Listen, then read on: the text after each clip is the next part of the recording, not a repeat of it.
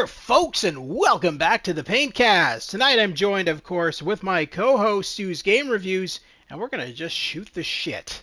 We don't really have anything really to talk about tonight. We're going to talk about Rebecca Heineman. I always say Roberta because I'm always thinking Roberta Williams, Roberta Vaughn, all that stuff. But anyway, we're going to be talking about Rebecca Heineman tonight, probably, and because Stu's met her quite a few times, and just maybe about the latest video games, whatever. We'll figure it out. We'll just go on the fly. Welcome, Stu. Welcome back to the Paintcast. Great to have you here again. How's it going? Going. It's going. It's going. It's going. I spent today playing my PS3. Oh, Yeah, I what'd you got play? back into my PS3 games. Well, I played Star Trek actually. Which So one? The DAC game? huh? DAC? No, it was made by it's actually made by Digital what is their name? Digital Extreme. Yeah.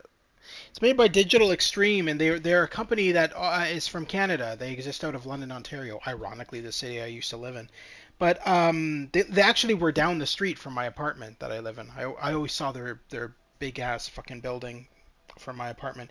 But anyway, they made a Star Trek game uh, based off of the J.J. Abrams verse. So Yes. What's it called? the Kelvin timeline.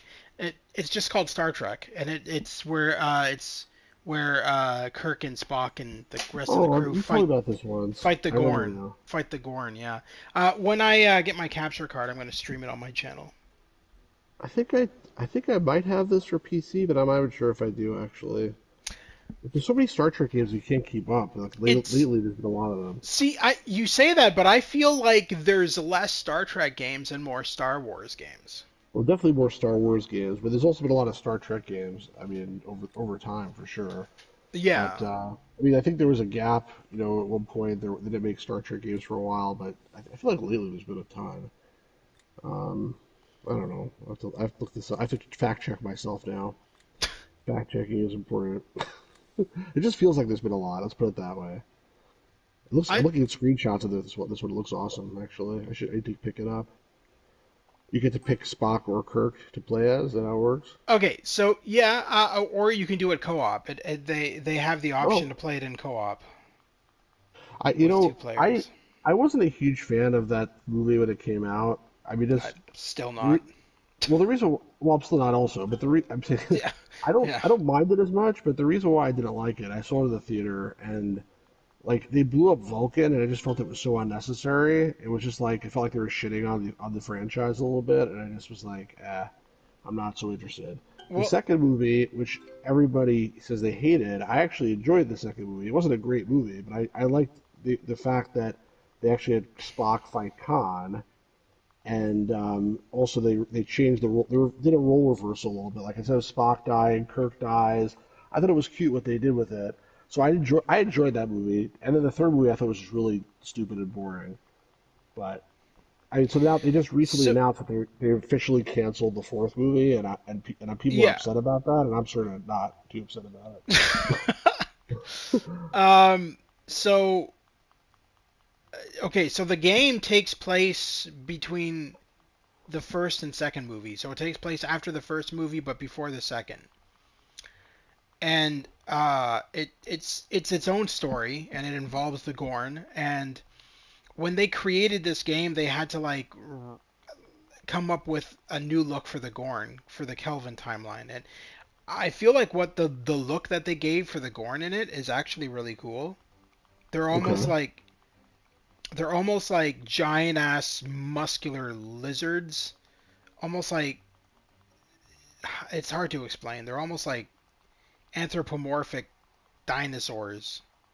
okay, They're actually really really cool looking. They actually look a lot more menacing than they did in the original TV right. show. Well, original show was like some guy in a costume. Yeah, no, of course. Have you seen that, Uh, by the way, the parody, like the commercial with Kirk and that gourd on the couch watching TV or that's whatever? that was the commercial that was advertising that game actually. Oh, really? Yes. Oh gosh. Okay, cool.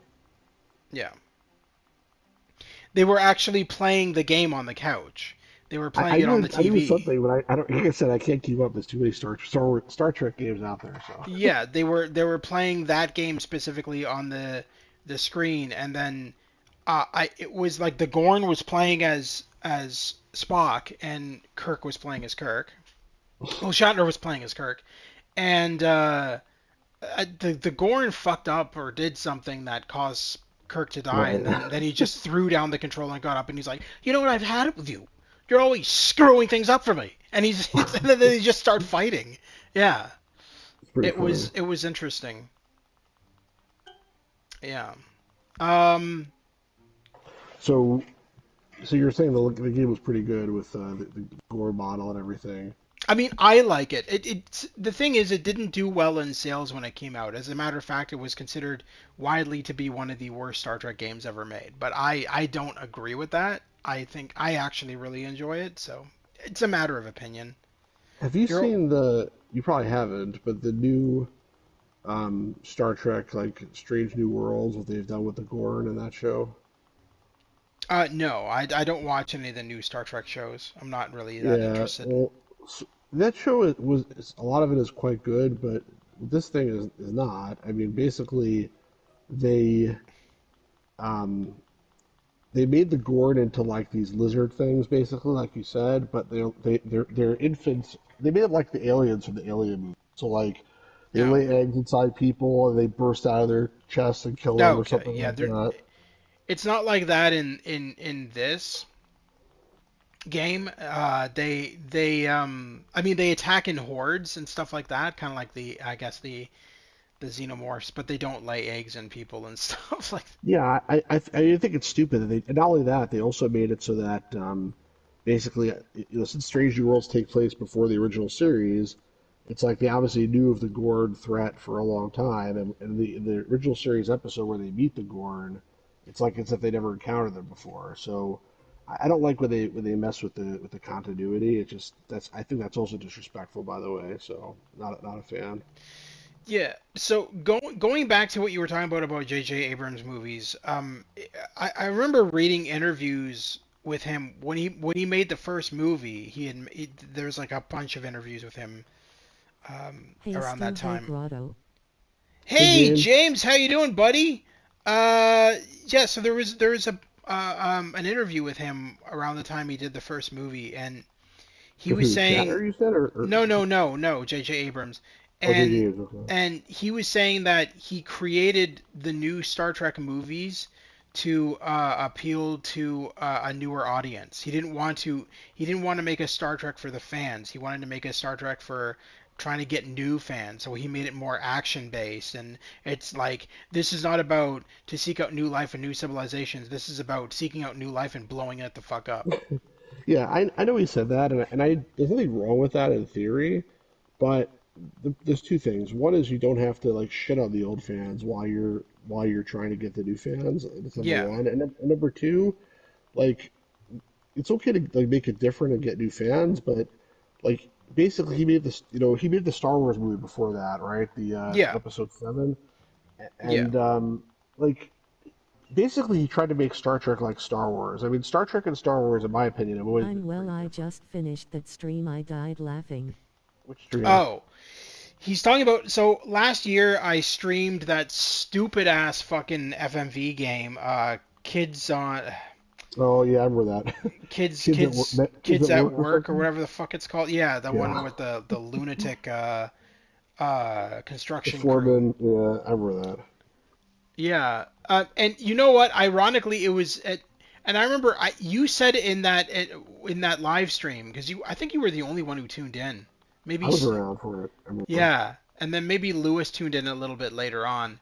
But you were saying like, where did they find these guys? And actually, they're actually improv comedians. That's funny. So yeah, no, they talk about so there's like a special features. So this is the one thing, and I don't understand why Screaming Villains isn't making more. of these games. So to me, the two biggest game companies for the best remasters are Screaming Villains and Night Dive Studios. And Screaming Villains always handled like the FMV games. They made quite a few FMV games on Mm. console, like remakes, remasters, They whatever. did the Night Trap and stuff that and like the Yes, they did Night Devils Trap, Don't Wear and Ties. yes, they did Night Trap and its sequel, which are both on console. They What's the did, sequel? huh? What's the sequel? Oh, you're talking about that game with the fuck is his name? Uh, damn it, I'm forgetting his name now. But I think I know the game Sorry, you're I talking about. didn't It's mean not a to sequel. What's interrupt that your game called? JJ conversation. Well, you're good, James. I What's mean, that game called? I think I'm losing my mind. is that the name of the Um, game? no, it's not the name of the game.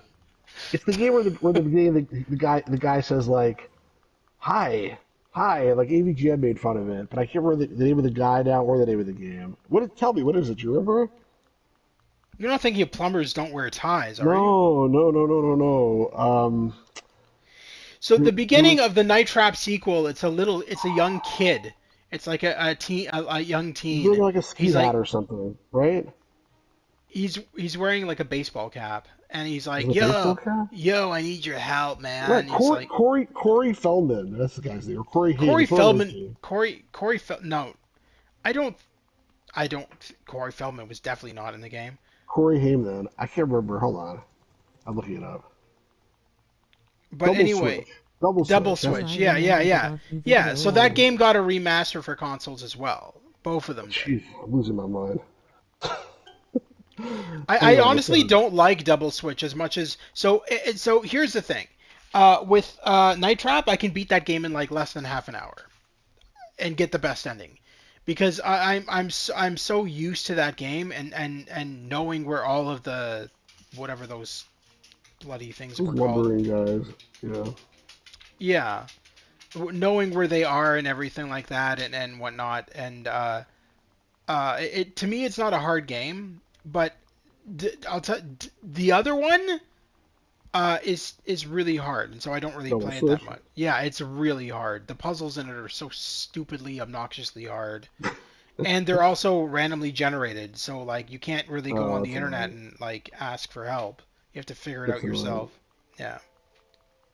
So, I feel like I was saying something about Star Trek right before we talked about this because James jumped in the stream. Oh yeah, I Mhm. remember. Like, I think that like there's always been a difference in Star Trek and Star Wars. Star Wars has always been most focused on the shooting and on the space battles and on like fighting and stuff like that. And Yes. Star Trek was always more about the talking, the sci-fi Negotiation. part of it. Yeah, like the relationships to the different crew members and stuff like that. It was much more of a like a thinking person show. And so when they made the As for movies, JJ Abrams, to me the only decent movie he made was Force Awakens Episode 8 and 9 sucked. yeah, Force Awakens was okay. I agree. But they basically tried to turn Star Trek into Star Wars, and it's not Star Wars. Actually, the truth is, even the movie that I liked in Star Trek Next Generation movies, which was First Contact, which was a good movie, it wasn't really a very Star Trek-y movie because I mean there was a little bit of it. That's why it was decent, but it was way more actiony than most of the show was, and like they turned Picard into like an action hero, which he wasn't I really. just I just my favorite part about First Contact was just Troy drunk as fuck at the bar. Yeah.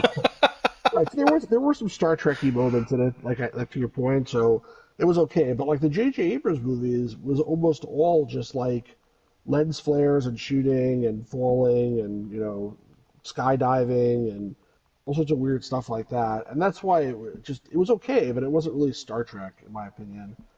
Um, so whatever, it is what it is. And then the emergency medical hologram. I thought that was so weird having like fucking the doctor, the emergency medical, the EMH from fucking Voyager in it. It was just a cameo. No, I know, but it was just so odd. It just felt so forced. I don't know. It just felt so weird. Well, you know what was even weirder about It's that like, scene? please state the nature of your medical emergency. It's Like like, like oh my how god. come how come the the Borg had to like try to bash down the doors. Remember, like they were like knocking the door down, and the EMH, and then she's like, just stall them." And then they get through the door, and then he's like, "Do you know that that antibiotics can be very helpful in bacterial infections Let's with tell Borg Grotto implants and all the stupid thing like spoilers that?" in Picard But lol. like, why did they just freaking like want? Why did when they walked to the door? Why did it open like it opens for everybody else? How come like they had to bang it down? Like I don't. They made no sense. I guess she locked it or something, but like you're supposed to be able to lock the door to sick bay. I don't know. Anyway, there was a bunch of Well, holes in that movie. I I don't know if it's the fact maybe that they open based on body heat or something like that, and the Borg are not human. They're also the enemy, so maybe it has something to do with that. Like they don't open for people who are like breaking into the ship. And then the third option is maybe the guy stuck in the wall passed out when he was supposed to be opening the door. Right, I guess that's possibly true. You see all the outtakes where like people walk into the doors, and usually it's Worf. I don't know Yeah, why. They said Worf's yeah. greatest enemy is the doors. And he's like, "Son of a bitch!" And they're like, and then the rest of the crew are like laughing their asses Laughing, off. yeah. I feel like they must have done it to him on purpose, but It whatever. seems to be. Spoiler, the Borg don't exist after Picard ends, I'm pretty sure. I don't. Why do you say that? Oh, because they did some weird shit with Borg. It didn't make any sense, honestly. They had like one of the characters from season one who was a shitty character to begin with, and she murdered. Um, remember that guy, the guy who in Next Generation tried to wanted to take Data apart. It's like a really famous episode and study him, and there was a whole trial. Got Commander Bruce Maddox. Remember that? Yes. So he was in Picard, but played by a different character. So I don't know what the point of bringing him back was. Sorry, different actors. I don't know what the point of bringing him back was. It was a different actor anyway. And then he was murdered by this lady. Well, Like maybe the whatever. original actor passed away. You I don't don't think know. Didn't so. Picard's son I don't think became he one did. and he wiped them out? I don't remember. Oh, I thought you were talking about the stuff from season two with that lady became like the head of the Borg or something in some alternate timeline. But then you're right. In season three, the Borg was a big part of the plot, and they took over like all the I don't know. They infected like all the people with Borg DNA, all the young kids, and they took over like all the kids and blew up all the ships. I don't know. They did some crazy shit was going on in that movie. And then at the end, they infiltrated it and infiltrated the Borg Central Command or something and blew some shit up. It made no sense, honestly. The reason why I don't really remember the details is because it made like almost zero sense. The stuff that I remember is like the different characters who came back, and like they actually brought back Ensign Rowe. That was actually pretty cool. And then she has like a nice like moment with Picard where she sort of like says, "I'm sorry See, for like I like screwing you over." Michelle Forbes, but I always felt like Ensign Rowe was just such a fucking bitch, so I never liked that character. She's just so Yeah. Well, miserable and it's like she was supposed to be like PMS. a tough woman or whatever, and Well, she was supposed to be like in Deep Space Nine originally. Like they asked her to be in Deep Space Nine, and she was yeah, supposed I to know be the as Kira. I know. hero I character, yeah, right? I know. But anyway, like she shows up in Picard, and then she dies at some point. Like she gets killed by the Borg or whatever. But at least she gets to have her like goodbye moment with Picard, where they actually part on good terms, as opposed to like the Next Generation episode where she screws him over, and then he just like won't even talk for the rest of the episode. So anyway, um, yeah, Picard is not a very good show, so you're not missing very much there. That's pretty sure. I watched the first like two or three episodes, and then I'm like, I really don't like the writing at all, and there's a lot I didn't like. I didn't like how Starfleet treated him. Like he did so much for Starfleet.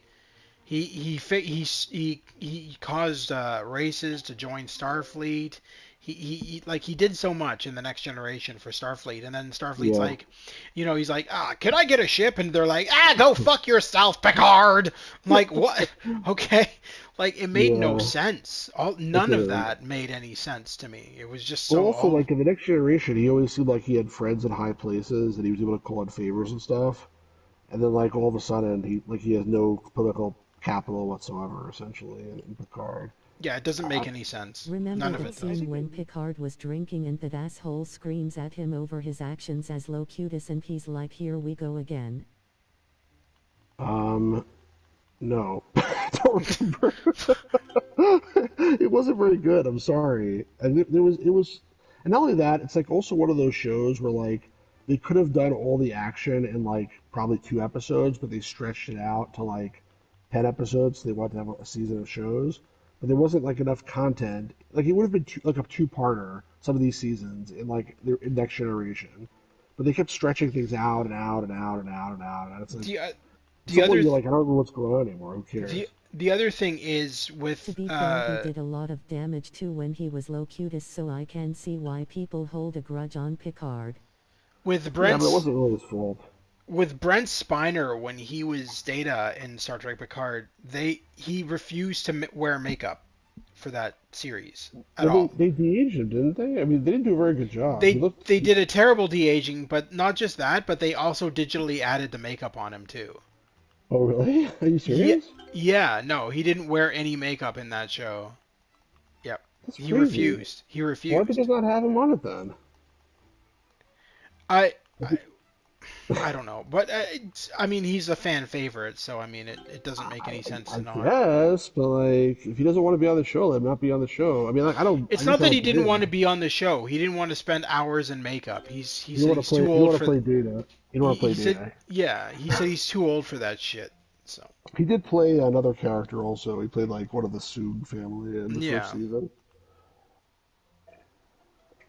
Anyway, so yeah, Star Trek is cool. We talked about Star Trek this whole time so far. Yeah, I know.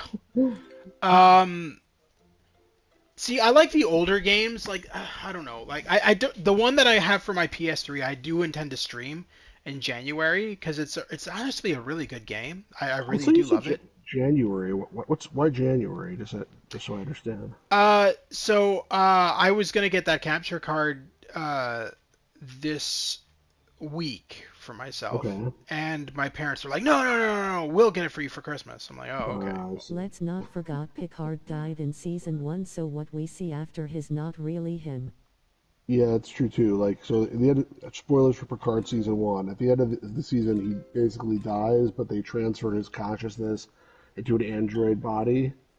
But they made the android body really weak and old and pathetic and decrepit, just like his original body was. So he doesn't, so he can't tell the difference. That he looks exactly the same, which seems to be like the worst possible deal.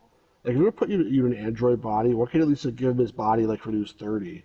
Why doesn't he give him his body when he's like a freaking 150, or wherever he's how old he's supposed to be? Like, and they couldn't fix his voice too, so instead of like it's not like the strong I think that Captain brain Jean-Luc disease Picard. killed him. Yeah, so I mean, his consciousness supposedly survived, but I mean, it was sort of a stupid thing. I don't know what the point of it was. I agree. But We yeah, can't. so going back to what I was talking about, so like the games, I okay, any game where it's Star Trek related and it's just flying around in space shooting at other ships, I can't stand. They're That's sort of why boring. Those games. that's why I couldn't stand fucking oh, what was it called? Oh fuck, That bridge thing. It was like Star Trek mixed with fucking World of War with Warcraft and Starcraft and shit. Star Wars Um Online, Star Trek Online. I mean, Star Trek Armada 1 and 2. I couldn't oh, stand Armada. those games. Okay, yeah. Thought they were such shit. And and so the only ones I really liked were like 25th anniversary, Judgment Rights, A Final Unity, all those ones where Those like were you're great games. beaming on planets and solving puzzles and stuff, and it wasn't all about space combat. But then after like those companies left, like Interplay and um, Spectrum Holobyte, which did a, a, a Final I remember Unity. the NES game of the Uh, original game was good. yeah, I have those two.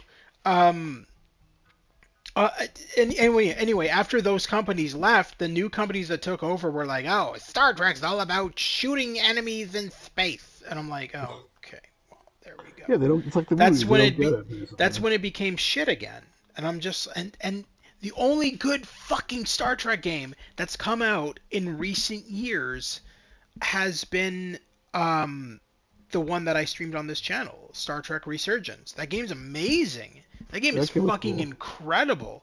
But I mean, that's the only one, and there's no plans for a sequel. Star There's Trek no plan. Online looks pretty good too. I mean, I've seen other people stream It's it. not. It really isn't. I got to be honest with you. I've played it so many times, and it's just disappointing. And a lot of Really? it is space combat. I mean, there. Don't get Mm. me wrong. There's missions on foot and all that kind of shit. It's just World of Warcraft with Star Trek. But a lot of it is space combat. I got to be I hear you. honest. So, have you ever It's played? it's cool that Leonard Nimoy does all of the voice acting as the tutorial guide in Star Trek That's Online. cool. Yeah. Have you ever played the old game Oh, there we Star Trek Kobayashi Alternative? go. No. Wasn't It's that like basic. a DLC for No, no, no, no, no. It was a game that was it I was out play in the Star 80s. Trek Timelines on When I mobile. went I to enjoy it, college, but somebody it's put it just on collecting one of the characters and college flying computers. around. So when it's somebody put it on the college computers, I was playing it. It's basically text based, but it's not like all. It's not like just straight up text adventure or anything like that. There's like pop up windows and things like that. But basically, okay. the premise of the game is you're Captain Kirk and you're on the Enterprise, and Sulu has taken command of a new ship called the USS something or other. I feel like it was Robert A. Heinlein, but I'm not sure. And then that ship has disappeared. So like you're on a mission to try to locate and rescue Sulu, and you're in this like star system where there's like 10 planets, and then you Sorry, can me and go. Stu ruined Picard for you, Grotto, in case you plan to watch it. You didn't I plan have to no watch it, intentions don't of watching it, so don't even worry about it. So you basically can navigate to these different planets, and you can beam down, and you can take whoever you want on the mission or whatever else. And then when you encounter aliens, like, the interesting thing about this game is whether you're on the Enterprise or when you're on the planet, you just type in whatever you want to say, and it's trying to parse your dialogue out. So That you'll that say like, sounds like a terrible idea for someone like you. what do you say for someone like me? Because if you can just type whatever you want to say, you're gonna be like, Oh. "Where's the alien chicks, man?" Well, they or don't something. understand that if you type that. So like, so the thing is like, you're like on the planet and you're saying like, like my name is Captain James T. Kirk. I represent the United Federation of Planets. Yeah. Thing is, it didn't really understand everything. So like sometimes I would say like, we come in peace, and it'll be like, so what? And I'm like, My have you seen an Asian guy like about 5'7"? Like that it's like I was don't. my that was What? my favorite thing about Star Trek 25th Anniversary and Judgment Rights was that speech wheel. Because you could, like, there was always the proper response where he's like, Right? I'm And you can Captain always say James something T. Kirk. stupid. And then the second response was like, let me tell you something. If you don't answer my question, I'm going to shoot you in the face with a phaser. And it, like, what? He would never say that. It's Well, like the it's because they weirdest want you just to fucking get a bad dialogue. score. Yeah, they want Huh? you to get a bad score at the end of the mission, No, so I that's what told know. something. I know, but it was so funny. It was like It was I funny. remember the one he's like on this planet and it's like a bunch of monks. It's like the very first mission, Right. Pollux 5. And one of the things you can have him say is you're wasting my story with these campfire stories when I could blow up your planet. It's like Yeah. what? I was actually watching yesterday or the day before my stream of the I first want a game where Kirk episode of curses Star Trek someone 20th out. Anniversary. Well, Because it was that's Star Trek. Sorry to interrupt you. That's that's Star Trek 25th anniversary and Judgment Rights. I mean, there's no swearing, but I mean, he does. There's a dialogue tree when you play as Kirk, and you can choose what you want him to say out of like four different choices or five or whatever, and one of them is always like the most negative response you could ever get. But right. anyway, So yeah, so continue. later on my channel, hopefully I'm going to do some demos. And I was also watching some of the streams of the previous demos that I've done, and one of them was Star Trek 20th Anniversary. So you get to play through the entire first episode. Yeah, And so I was rewatching that, and like, there's a part at the end of that episode where like you revive this alien from this machinery or yeah, whatever, yeah. Of course. and then like you have two choices or three choices. And one of them is like, I'm Captain James T. Kirk, we come in peace or whatever. And the second choice is like halt, you're trespassing on Federation property or something like Yeah. that. And then like right after that, he says something like, I need your help, and you have a choice to say like, or I'm looking for this key or whatever, and you say like, oh, that this piece of junk or something like that. There's like something really rude you can say, like in every Yeah, no, single option to your yeah, point. yeah, Um, exactly. It so in was. Star, good, I'm Go sorry. on. No, go on. So in Star Trek, the Kobayashi alternative, like the interesting thing was when you were on the bridge, you could just type, let's say Spock, and it would say yes, and then a window would pop up and it would say yes, Captain, and then you'd say Yeah. like scan the planet, and then he'd say yes, sir, and then like he'd say I see this is the results of the scan, whatever. And you could also like walk through the entire ship. You can go So, to every single deck. You can go to every single room. They made the whole ship out. If you're on if you're let's say in the briefing room, you could be like Kirk to Bridge, but it and was like all Spock text based. here. You said there was no actual It graphics. was all text based, but there was pop up windows. Like so, sometimes there were a lot of different windows on the screen because every time you talk to someone, it would pop up a new window. Hmm. So it was sort of interesting interface. But the thing that I remember very clearly is that like I beamed down to the planet, and I was on the planet with Kirk and Spock and McCoy, and I wanted to call the Enterprise, get them to scan like the planet for me. Yeah. So I said Kirk to Enterprise, and like a window popped up and it said Uhura here. And then I said, Hura, please scan the planet. And then she said, I'm sorry, sir, I don't know how to do that. So, Fired. Fired.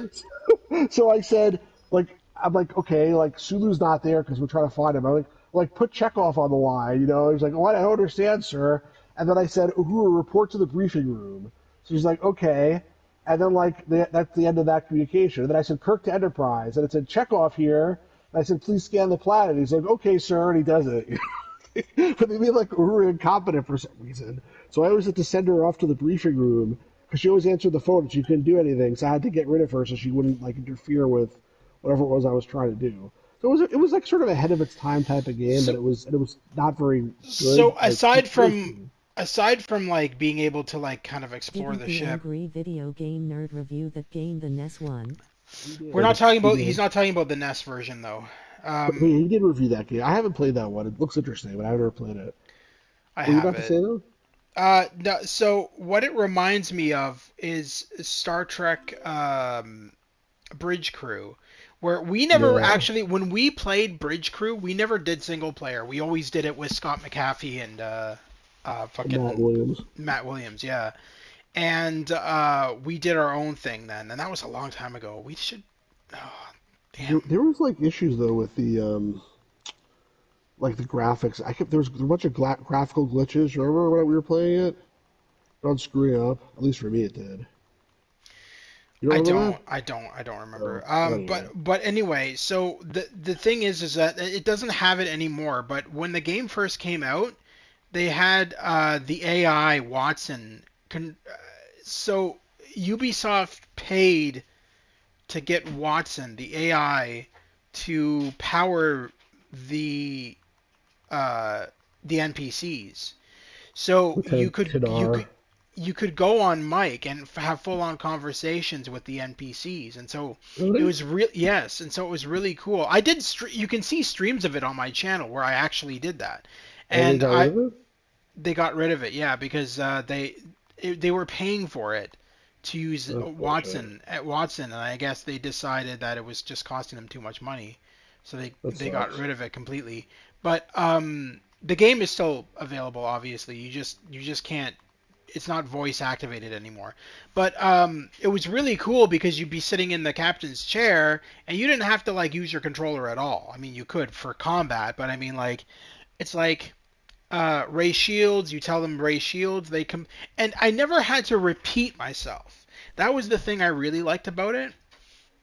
Was when I said it the first time, they understood completely. They're like, like you tell them scan, hey, scan the planet or whatever, and they completely understood the first time around, and that you wouldn't have to like repeat. It was not like it was like, oh, I'm sorry, can you repeat that? I don't know what you said. I So mean, the basically, when I only played the game, it was already no. What are you calling me? when you played the game, I think it was probably already gone. Yeah. That's Um. bullshit. Yeah. Um. But yeah. No. So it was. I think the only time that they had trouble understanding me was when I was like fooling around and I was like trying to do like You played uh the game while you were fooling around? Man, that's hardcore. No, okay, smartass. No, I mean I was fooling around and just putting on different voices. I was like doing like Patrick Warburton as an example. I'd be like, "Computer, tell me about the planet," or something like that, and then the AI wouldn't understand what the hell I just said. They'd be like, "What the fuck?" And so they'd be like, "Please repeat." And like the one time I was playing it, and I was pretending to do like the Shatner. Well, I was doing the Shatner voice, and the AI could not understand what the fuck I was saying. I'm like, That's weird. "Ray Shields," and they're like, "Can you repeat that, sir?" I'm like, "Oh my god, okay." I guess it's probably just really trained on a very like normal type of voice, basically. Yeah, and It's annoying. the other thing that was really cool was they added a free DLC where you got to. So originally, when the game first came out, it was just two ships. It was the original series, and it was the J.J. Abrams ship. Right. And then they added a DLC where you could serve on board the Enterprise D, and that was really cool. Um, and that became my personal favorite. See, the nice thing about what you do is you play these games right away when they come out. You get to see like the best of them. And like if I see play Yes. the game like a few years later, it might not even be able to be played anymore. And if it can be played, then it's probably not working Yeah, as and well. The DLC is that missing or was I mean something. that's always been my thing, right? I always try to get new releases right when they come out, and that way I can stream them. But also that's not necessarily a good thing sometimes though, because then you encounter all the bugs and everything. It costs a lot more Um, money usually then. But yeah, but it's really shitty that you can't actually like play a lot of these games properly anymore. the game that I remember, and we've had talk about this in the past, you and I. The game that I remember buying right when it launched and playing the entire thing all the way through to the end, and now regret that I can't play it anymore is Majestic. Yeah, same here.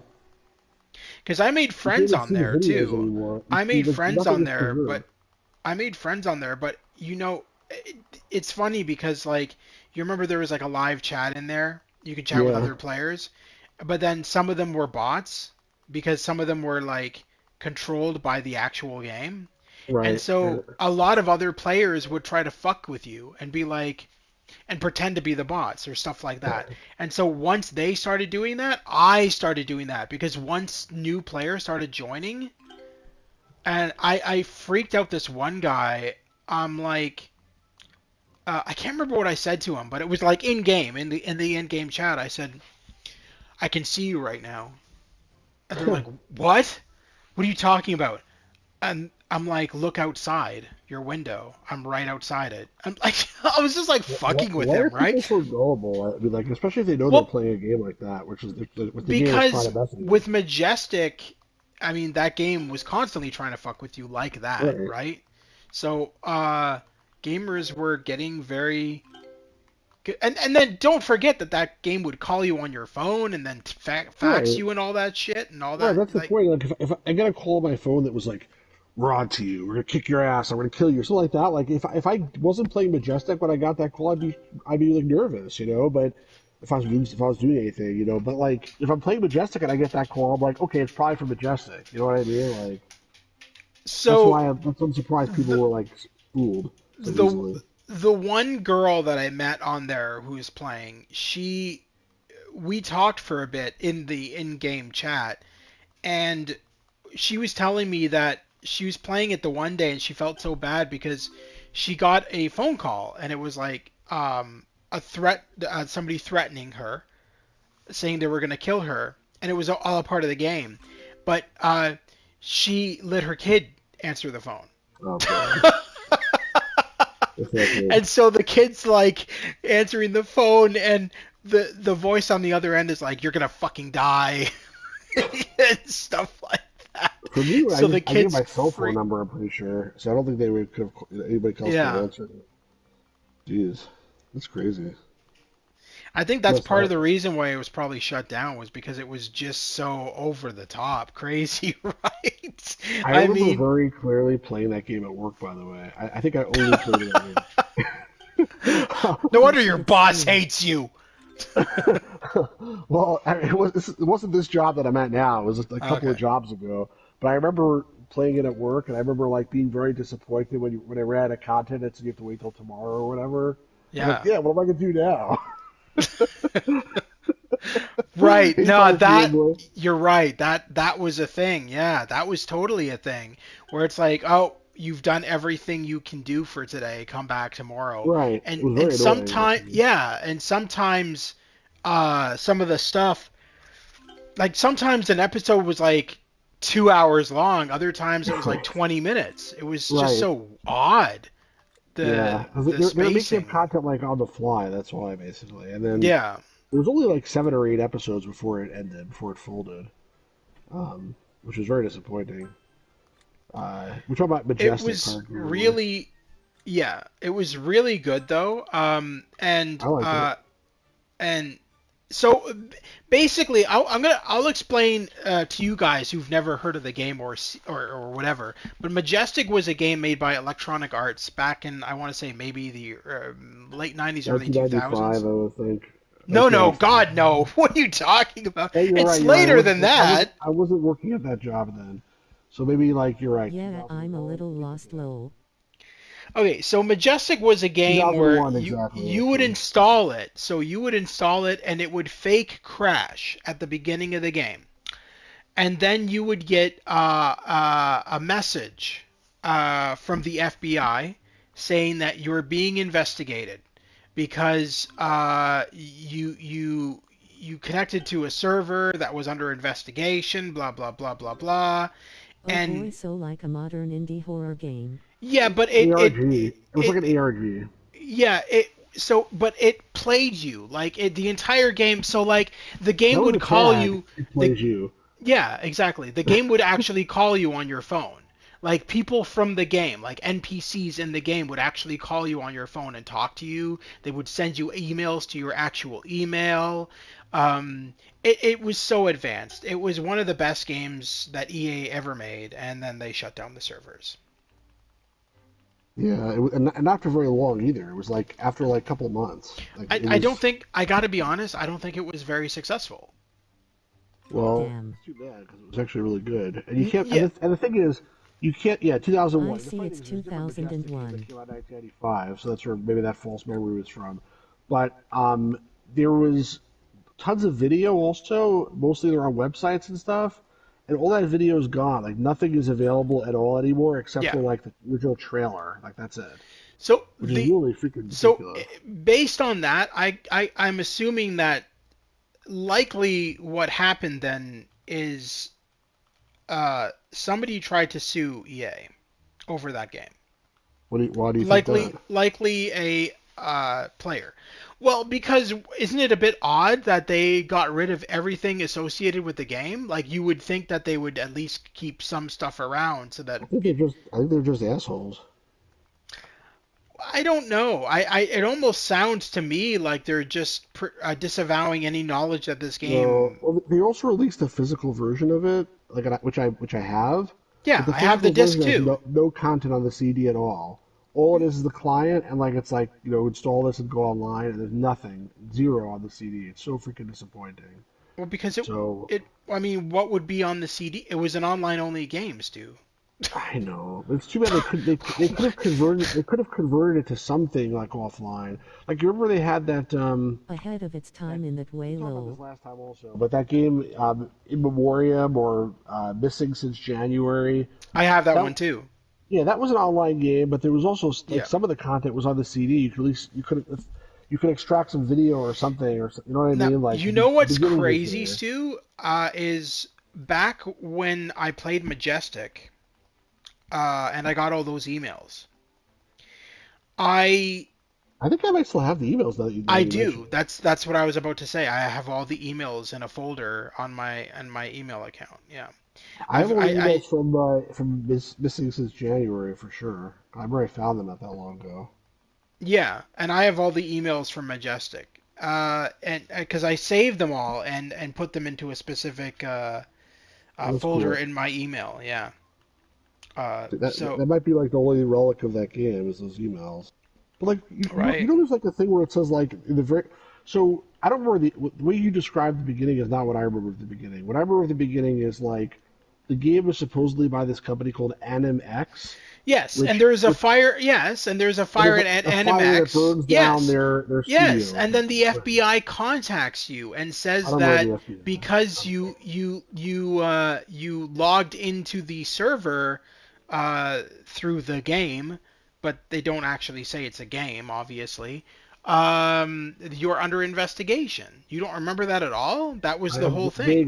vaguely, but like I said, I don't have any of the content anymore, so it's hard to like refresh Hmm. your memory on stuff like this. I don't know. Anyway, it's very disappointing that it's completely gone, and Oh, like absolutely.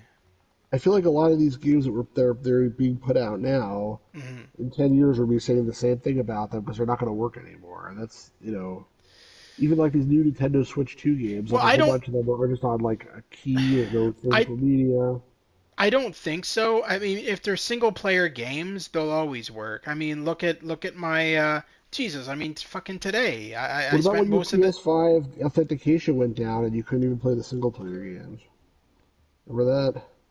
I don't trust them at all. Like If honestly, you have them on disk, you should be able to, because the authentication is on the disk, as far as I know. I don't know. I don't know.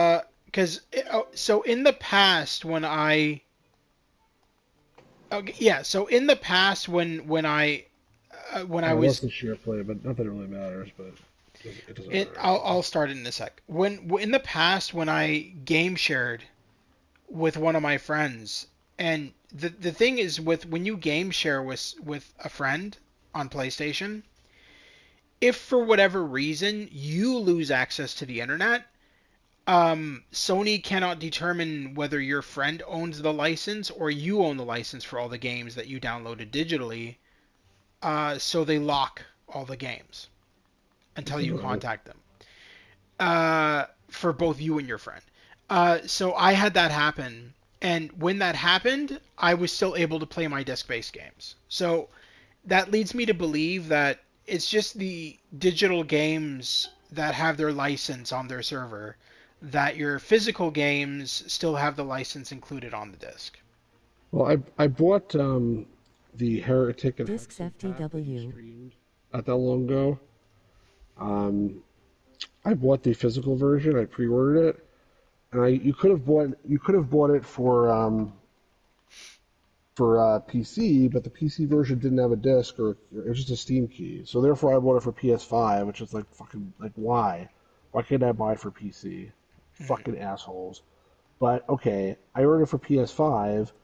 At least it has a disc as opposed to having nothing. And I can still always Okay. get it on Steam if I want to for PC. But yeah, I don't know if that disc is going to work in 10 years or not. It's just I hate this. I hate those people. I hate everybody. Okay. No, Um, it's like what the hell? I don't know. I I I don't know how I I feel remember the about. original physical release of Sonic Mania Yeah, included I a feel whole like statue and everything the but original no physical release actual of game Sonic in the Mania included box. a whole Really statue and dumb. everything, but no actual game. I remember that Thankfully shit they too. fixed it That's why I with don't still Plus. own Sonic Mania. Yeah, and the Plus version does have a disc, but like not for PC again. So I was like, when stuff like they do stuff like that, I get like analysis paralysis. I don't end up buying it at all. So whatever. So so I don't think, based on what I've been seeing on all of these, I'm a member of all of these different groups on Facebook, like gaming groups, PlayStation, all that kind of stuff. And from what I'm seeing, even the younger generation of gamers that are not our age, that are a lot younger than us, they prefer to collect physical over digital as well. So Hmm. so I don't. There was like a whole conversation about it. Somebody brought it up and said, "Do you buy digital or physical?" And almost everybody responded and said, "Physical over digital all the time." I'm like, interesting. So I'm almost thinking that if anything, I don't think physical is gonna die Hope with how not. many people are buying physical all the time. I don't think I'm it's And I think people 26 are not realizing all BTW. the time that like even their physical copy is like is nerfed in some way. Pirate Gamer Boy says he's 26. We know you're 12, man. So don't. That is not true. 12? What? But, No, no, you're thinking of it is Chase. the Pirate Gamer Boy 12. That's his Oh, ha handle. ha ha ha ha. That's funny, Stu. Anyway, continuing on. That's why he won't join the Discord server. Because he's only 12. So I He doesn't understand. want to join the Discord server because Yeah, he's scared that fucking Chase is gonna show up and start fucking causing him to have a fucking I was lobotomy. 12 when I made my YouTube channel, He says he was nearly 12 when he made 15 I think years your ago. bot died, by the way, so it means it's gonna have like a heart attack soon and like read all these things. But he was Yeah. 12 when he made his YouTube channel 15 years ago. Wow, that's awesome. Very cool. My nephew made a YouTube channel when he was like 7, and like he sent me a link to one of his videos. It was just him going like I need subs, give me sub, please give me subs. So I think I subscribed to him, but I'm not sure if that many other people did. I would have been that smart ass that says, "Oh yeah, no, no, I'll get you a sub. Hold on. What's your address? I'll mail you one. Now, A sub sandwich." That's funny. I could go for a sub sandwich right now. Now that you mention it. Right. I think I have like a Philly steak sandwich in the fridge. So I You want to know heat the up one and eat. thing I love the most about Christmas time in Canada is Tim Hortons has this, and I always get it every Christmas. It comes out at like Christmas, well not December, but it's like candy cane hot chocolate. Oh fuck man, that Oh, stuff is that so sounds good. cool. So it's like white hot chocolate, not even dark hot chocolate. I mean, you can get dark hot chocolate, but I always get it with the white hot chocolate. So it's literally white chocolate, hot chocolate, and then they sprinkle candy cane inside of it, and then they also have like the whipped cream is candy cane tasting. So it's Sounds great. fucking so good. Sounds But awesome. yeah, no, it is. And they serve that. Tim Hortons serves that every December, um, as well as like eggnog and all that other shit. But um, that's my Cool. favorite thing for Christmas is to just I gotta visit Canada just for that. you got to visit Canada just for our hot chocolate. It's one hell of an expensive trip for hot chocolate, man. But Where do you live, okay. Parker boy? I think Where do that you live, was man? I think it was James that said that, wasn't Oh, it? it was Parker boy. Oh, Where do you live, man? that sounds creepy, Stu. Well, where do you live? I'm asking for his Where exact do you address. live, man? I'm asking for his exact address. I know. General Just vicinity. messing. You know, if he says he wants to visit Canada, maybe they'll live in Buffalo, New York, or he could live in Venezuela for all I know. In That's the true. U.S., South Carolina. In the Okay, US, a little bit far. SC. South Carolina's not that far from Canada, I don't think. Not too Well, it is, far. it's far compared to Buffalo, New York. Well, yeah, I mean, yeah. I mean, he's probably like about New a York is like literally a hop, skip, and Oh, it is jump away, now. basically. he's probably like an 8 or 9 hour drive from me. And I'm probably like let's say 6 or 7 hour drive to Toronto, maybe 7. No, Yeah, Toronto actually is more than it's probably like 8 hour drive to Toronto. it's not that far away. From New York. I mean, and where I lived before in London, the border was like right there. I mean, it We wasn't that need far London, away. Ontario, folks. Yeah, not. Yes, not London, England, mate, but suppose I could maybe get by if I lived there. Not Yeah, sure. get some fish and chips. Yeah, bangers and mash. Yeah, Anyway, bangers and mash. yeah. But yeah, no, uh, I don't know. Like, Only bad thing I'll say about okay. Canada, it's the home of Chase. Okay, you hit the reset button. I think folks he's glitching. Oh Hang on shit! a sec. No, Let me no, no, press this no. button. What? No, I was laughing at Oh, it's the what home of Chase. I didn't see that until just now. It's funny. Yeah, no, I was laughing at what yeah, Pirate Gamer Boy said. Only thing That is bad funny. about Canada is it's the home of Chase. Uh, you're It's not true. wrong. Is it the only thing bad about Canada? I don't know. I can't think of anything else off the top of my head at least. I don't. I'm sure there's some other bad things about I Canada mean, though. there's always going to be. I mean, just like in America, there's always going to be. You're always going to meet like Canadians who don't agree with our current politics, and Right. I see that a lot. Like, there's a lot of Canadians who are like saying, "Oh, I wish that uh, Mark Carney dies" and stuff like that. I'm like, okay, You could not agree with politics without wishing somebody dies. I mean, there's a continuum of things there. You know what I mean? Like, yeah. it doesn't need to be like just all or nothing. I don't know why people are get like that. I don't know. I mean, but I mean, that's that mindset. I mean, that was like probably the reason why uh Charlie, was it Charlie Kirk? Is that who I'm thinking of? Yeah, Charlie Kirk. What about him? Where why he was assassinated? Like, I mean, because that mindset Right. of you know, If I just don't agree with you, I have to kill modern you. day society. If I don't agree with you, you have to die. It's like, what? Yeah. Well, that is what I think a lot That of people doesn't make any believe. sense.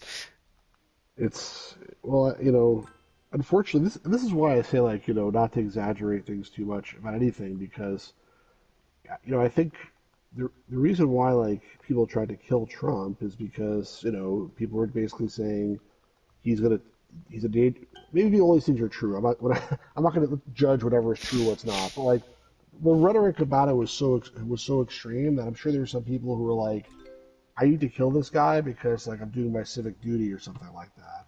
Like for example, Yeah, I'll tell you what I'm thinking of. The people that compare like people to Hitler, whether it's Trump or somebody else. If you're going to compare someone to Hitler, like that's a problem in my mind for a bunch of reasons. But one of them is like it's probably justified to kill Hitler. So if this guy is just as bad as Hitler, maybe it's justified to kill them too. And so if you say stuff like that without, like indiscriminately, I think it prompts crazy people then to think that they're doing the right thing, yeah. by committing acts of violence, and that's the problem. So that's why I'm not. That's why I Well, don't believe in exaggeration and I'm stuff one of like those that. people, and I'm not the only one who feels this way. A lot of my American friends feel the same way, that when Trump was shot in the ear and everything, that it was all put on. It was fake. I Because mean, if it uh, was fake, then they intentionally killed some guy in the audience. So keep yes, that in mind too. yes, yes. Do you know Anything how is many? possible. Do you know how many people Trump has made disappear? Who has No, I like, don't. oh yeah, no. Are you kidding me? He's like my favorite was the one who uh when there was like that raid uh Mar-a-Lago. no uh it was when Trump's supporters ended up raiding Oh, this the January Senate. 6th. The Senate, I think it was January the 6th. Senate. Talk about January 6th. Yeah, I guess it was when they raided the Senate or whatever. Do you know what The I'm talking Capitol about? building. The Yeah, Capitol the building. Capitol There you building. go. Yeah. Well, okay, so there was a father who had posted on his Twitter that, oh my God, my son's there. I hope he was all right. Within, I would say like an hour of him posting that, his Twitter page was shut down. The father, Oh, the father, and nobody has. You can look it up online yourself, and nobody has heard from this guy since. He's like literally disappeared off the planet. but Trump wouldn't have been able to shut his Twitter page down. He wasn't even like president then, or he actually was. That was the day he was supposed. That was the day he was supposed to turn it over, right? Or no, I that's think what they so. did. That's the day they certified the election. So he was still president. He was like on his way out. Um, but he didn't control Twitch. I mean, that was the guy. The guy who ran Twitch. Wait, Twitch No, or Twitter? You said that's the guy one who ran. example I'm using, but I'm pretty sure that he's able to make people disappear They used and to allege that never. about Bill Clinton all the time. Like there was like a whole list of people that Bill Clinton supposedly made disappear, or whatever. Like I don't know. I mean, anything is possible, but like I don't believe stuff unless there's actually evidence for it. Let's put it that way. Otherwise, I'd believe half the things that you said. That would be a problem. But anyway, the biggest thing for me with uh when he had that injury on his ear was how quickly he healed from it. He was fine the next day. No, he wasn't. He had a bloody ear when he went to the Republican National Convention. He was wearing a bandage and stuff. No, he was wearing a bandage. Yeah, yeah, a bandage that was likely fake. And I don't know.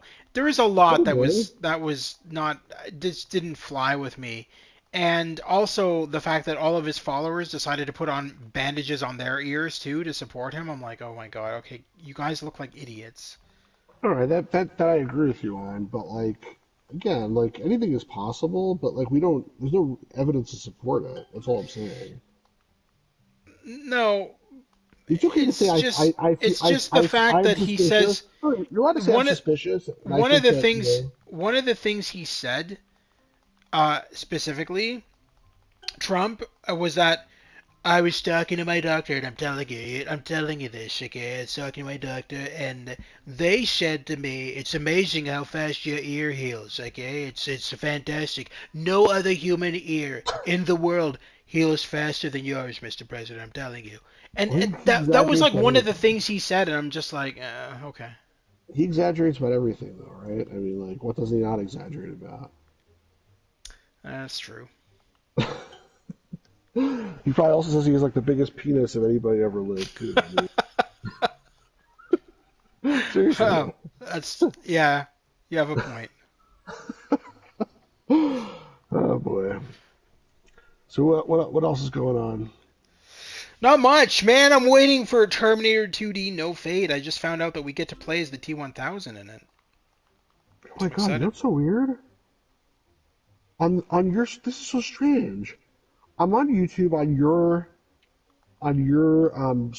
your stream that's going on right now, the stream that we're both on, and I Mm. just scrolled down for a second, and like the third recommended video, it shows a picture of the Doctor from Star Trek Voyager on Star Trek First Contact, and the headline of the video is Robert Picardo talks about how he conned his way onto Star Trek First Contact. Were they like freaking listening to the podcast and they changed the ad? Yes. That is so strange. Isn't that Yeah. strange? No, they do that. You didn't know that? All What? yeah. Algorithms on yes. Anytime me and my friends are talking about a specific game, I'll go on Google and I'll get my recommended result will be like when you go on Google on your phone and everything, Yeah. like as an example, after this podcast, I'll go on Google and all the things we just talked about will be like recommended articles on my phone. That's messed up. You didn't know that was a thing? That's been a thing for a long time, Stu. But like, all right, well, They're constantly listening in on what you talk about. it's really fucked up. It, Target Voice is spooky. I think it's more than spooky. It's like it's not it's actual scary. people listening in. It's the algorithm bots, whatever they're I know, called. but still, like that's I don't want like them listening into like things I'm saying. I mean, I guess this is a public conversation, but still, that's messed up. I don't know. Well, keep in mind that in America, you guys don't really have freedom of speech. Why It's do you I say don't that? use Google search myself. uh, it honestly doesn't bother me because a lot of the times, a lot of the algorithms, a lot of the stuff that recommends to me is stuff that I'm interested in. So I'm like, damn, you know me too well. Why do you say we Uh, don't have freedom of speech in America? We're supposed to. You're supposed to. How's that working out for you? I where mean, where where you I can't say whatever I really want to say. no, but hold on, freedom of speech, and then Trump is saying stuff like if you have like memes of me on your phone, you're gonna be detained, stuff like that. Come on, he's turning it into a dictatorship, so there's no freedom of speech. There's not going to be freedom of speech, not if he continues to I haven't run. seen that one either. But I don't. I mean, I sure think I act like I have freedom of speech. I wouldn't. I mean, I don't know. Whatever. Who knows? We're supposed to have freedom of speech, and I think we have freedom of speech. But I don't say anything too controversial. I guess so. Maybe it doesn't make a difference. So if you look up stuff about like as an example, Canadians crossing the border into the United States, your phone is confiscated.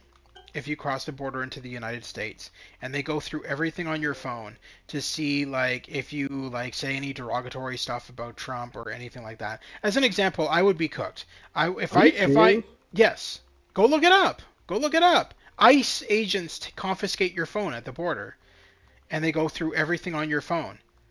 And I if would you not go across the border. that's why a lot of Canadians are not going into the United States. And so if you hand over your phone and there's anything derogatory on your phone against Trump, they send you right back into Canada and tell you you can't come into the U.S. unless you support Trump. And that's been like that for a while. And Well, that's it says that Canada also could look. I'm looking at Canada also could look at your phone, but it's only if you've suspicion that border laws may have been contravened. It says here. Um, I'm just looking at I'm looking at the news. after the end of this podcast, I'm going to link you to a video where it talks about from actual people who have tried to cross the border into the U.S. and stuff like that, and these people have had no criminal records and stuff like that, and they were literally told to go back because they had memes on their phone making fun of Trump. Is So there anybody that actually like experienced that spoke out? yes, I just said I'm going to send you a video about it. You gotta send me, please. That's It's also been on our news here too. That's that's another reason why like a lot of Canadians aren't visiting the US is because our news has told us that like Canada is not welcome in the US at all. well, if that's the case, it's our loss. Well, I mean it's kind of true. I mean Trump doesn't want anything to do with Canada anymore, right? I mean it's been that way for a while now. I mean, He's decided that he is going to make new allies with I think India is one of them. He wants to. but he's not doing a very good job at that either. I think like India is like getting closer to Russia and China, so yeah. So we've Uh, made allies with Canada's made allies with the UK, There's always been like allies. Australia and shit like that. We have decided that we are no longer going to be selling any of our Canadian products in the US. I don't know when that's taking effect. I think it's January. It starts January, where you won't be able to buy Canadian products in the US at all. And What products? I mean, I wonder huh? what they're in. I wonder what that means. Like, I don't know what Canadian products I normally buy. Well, it might not affect you, but I mean, it may affect others. But I mean, It's good that Dreamcatcher Interactive is still around because that'd be upset. Remember uh, them? vaguely. They were a Canadian company. They were the Adventure Company. They were based in somewhere near Were they the Toronto. ones who made the Journeyman Project games? No, that was Presto Studios. I'm Oh, not sure right. where they were based, but the Dreamcatcher Interactive they bought that French company Creo, and they released like all their games in North America. And then they published a whole ton of adventure games at one point, and they went out of business. But it was a Canadian company. Hmm. And Surtec also was a Canadian company. Guys that made Wizardry. I don't think they originally were, but they became a Canadian company. So, what games did Dreamcatcher Interactive make? Well, they published like all those Creo games, like Egypt and Aztec and Atlantis and Faust. I don't know if you remember those games. All those first-person adventure games, and they published a whole bunch of other ones like Night Long. That was a great game, by the way. You ever What play that one? one? What? Night Long, Union City Conspiracy. It's a third-person point-and-click adventure game. Really, really good. Sort of underrated, unknown. Great game. You Hmm. should check that out. I actually like have two copies of it because the first copy I bought, I played it a couple times and the CD started to crack. So I got nervous. I bought a second copy, but it was like on clearance. Um, but yeah, they were a good company. They made a bunch of cool stuff, but they went out of business probably like 15 years ago, maybe something like that. Um, because I don't know, they just venture games weren't so popular or whatever. They're based in Ontario, Canada.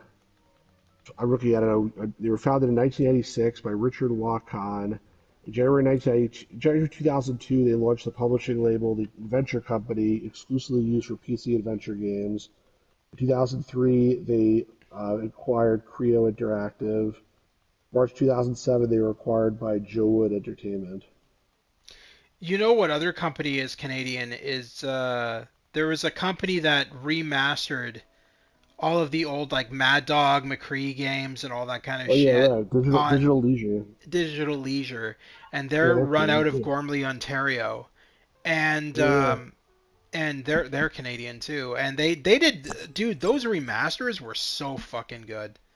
They Yeah, did they're such good a good games. job of remastering those classic FMV shooters. Now all you guys have left is Ubisoft Montreal, I think. No, we got Rockstar Games. They're not based in Canada though. They're based in New York. So Rockstar North is Toronto, from what I understood of it. Um, Looking. but Rockstar North. Oh, there's Rockstar Toronto. You're right. There's Rockstar. Rockstar has Oh, offices no, all no. over the Hold on a place. second. There's Rockstar North. There's you Rockstar know, I Toronto. actually want to bring something up. Actually, is so here okay, so here are my thoughts on all the shit going on with Rockstar Games right now. The fact that they fired half of their staff. So Rockstar is lying about something that really bothers me. Is the staff said that they were fired because they wanted to be paid more, but then Rockstar said, "Oh no, no, no, that's not what happened. The staff are lying. We fired them because they were leaking information about GTA 6 to the general public over Discord." Like, Oh no, no. I don't think that's true. I don't think that's true. I think that that's what they're saying to justify the firing that they did. Now the other thing is that I'm sure if you read on the news lately is that the rest of the employees who work for Rockstar said, if you don't rehire these people back, uh, we're going to stop working on GTA 6 or something like that. It was something like that. There was like a threat like that. And then Rockstar just said back, well, fine. We'll just fire you too. And then Take Two Interactive, who owns Rockstar, is like, what are you fucking doing? What are you guys doing right now? Like, you're not even consulting with us when you're going on these massive firing sprees. You're just going fucking crazy. That's And so, interesting. because of all of this going down, I don't believe GTA 6 is coming out next year. I don't. I think what's going to happen is closer to November, which, it got delayed to November already. Closer to November, it's going to be delayed again. Probably until 2027 or 2028. It's very possible. Yeah. Oh, Rip. absolutely. Especially with what's going on. Messed up, man. I mean, that company was never good, right? You I remember mean, the craziness that went down when Red Dead Redemption 2 came out, they and were then good like when they first started, but not for a while.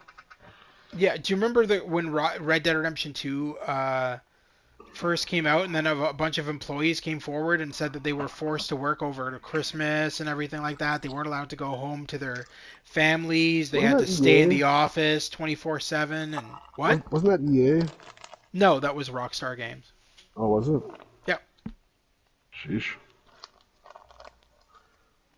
And then Oh boy. they also said that Rockstar wouldn't allow them to have bathroom breaks or lunch breaks. They had to work, work, work, work, work until the game was completely done. That is screwed up. Yeah. Very different from my work where I played Majestic instead of working. They should come work there. What if, dude, if I was working on Majestic when I was working in like so what was your job first of all? I'm assuming it was an office job. Programmer. Okay. So I would have fucked with my boss. I would have been like, "Hey boss, there's a phone call for you." And then Well, they answer the phone and it's like the put guy, your boss's name in the game. That'd be even better.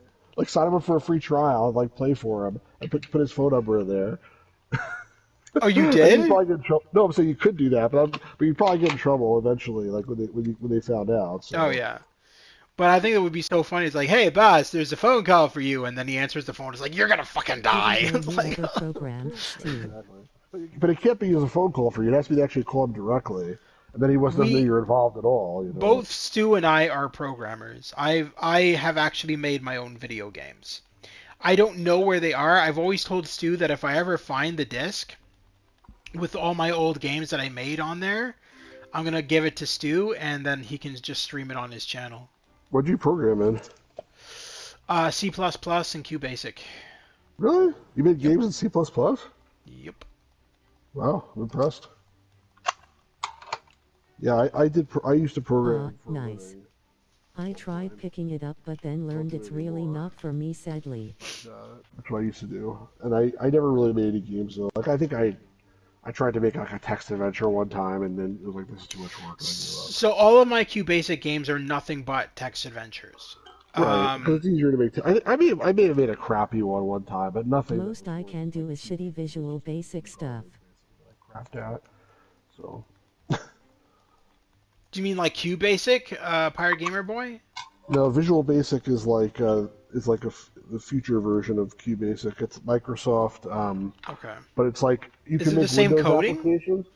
It's the coding is very similar, but on top of the regular coding, you Nah, also can visual drag and basic for drop like Windows. windows. Like so you can like basically make a window, then you can put some buttons here, and you can put like a text box here, and you make the window with a drag and drop thing, and then you Okay. write the code behind it. So like you click this button, and it runs this piece of code, for example. That's Visual Basic, essentially. Huh. Interesting. Yeah, a lot of the coding tools now. I mean, the coding tools now are even more advanced than that. But basically, like it went from like typing everything yourself to the machine doing a good chunk of it for you. And now nowadays you have like Visual Studio Code and there's AI So behind it, and the AI I will write a bunch of the code. I wanted to point something out. So you remember how last podcast you had said that with Terminator 2D No Fate that you can change like the outcome of the story and everything like that, That's what I right? said in PC Gamer. Yeah. Yeah. So they just Reef Interactive, who is making the game, so they have another game collection that I have. Um, it was called the Retro Engine. So I bought it a while back, and Retro Engine. That's that guy that comes on our channel sometimes. okay, Retro Engine. this is not the same. But anyway, so it's two side-scrolling arcade style games. One is Halloween, where you play as Michael Myers and have to Oh, escape the mental institution, and it's really cool.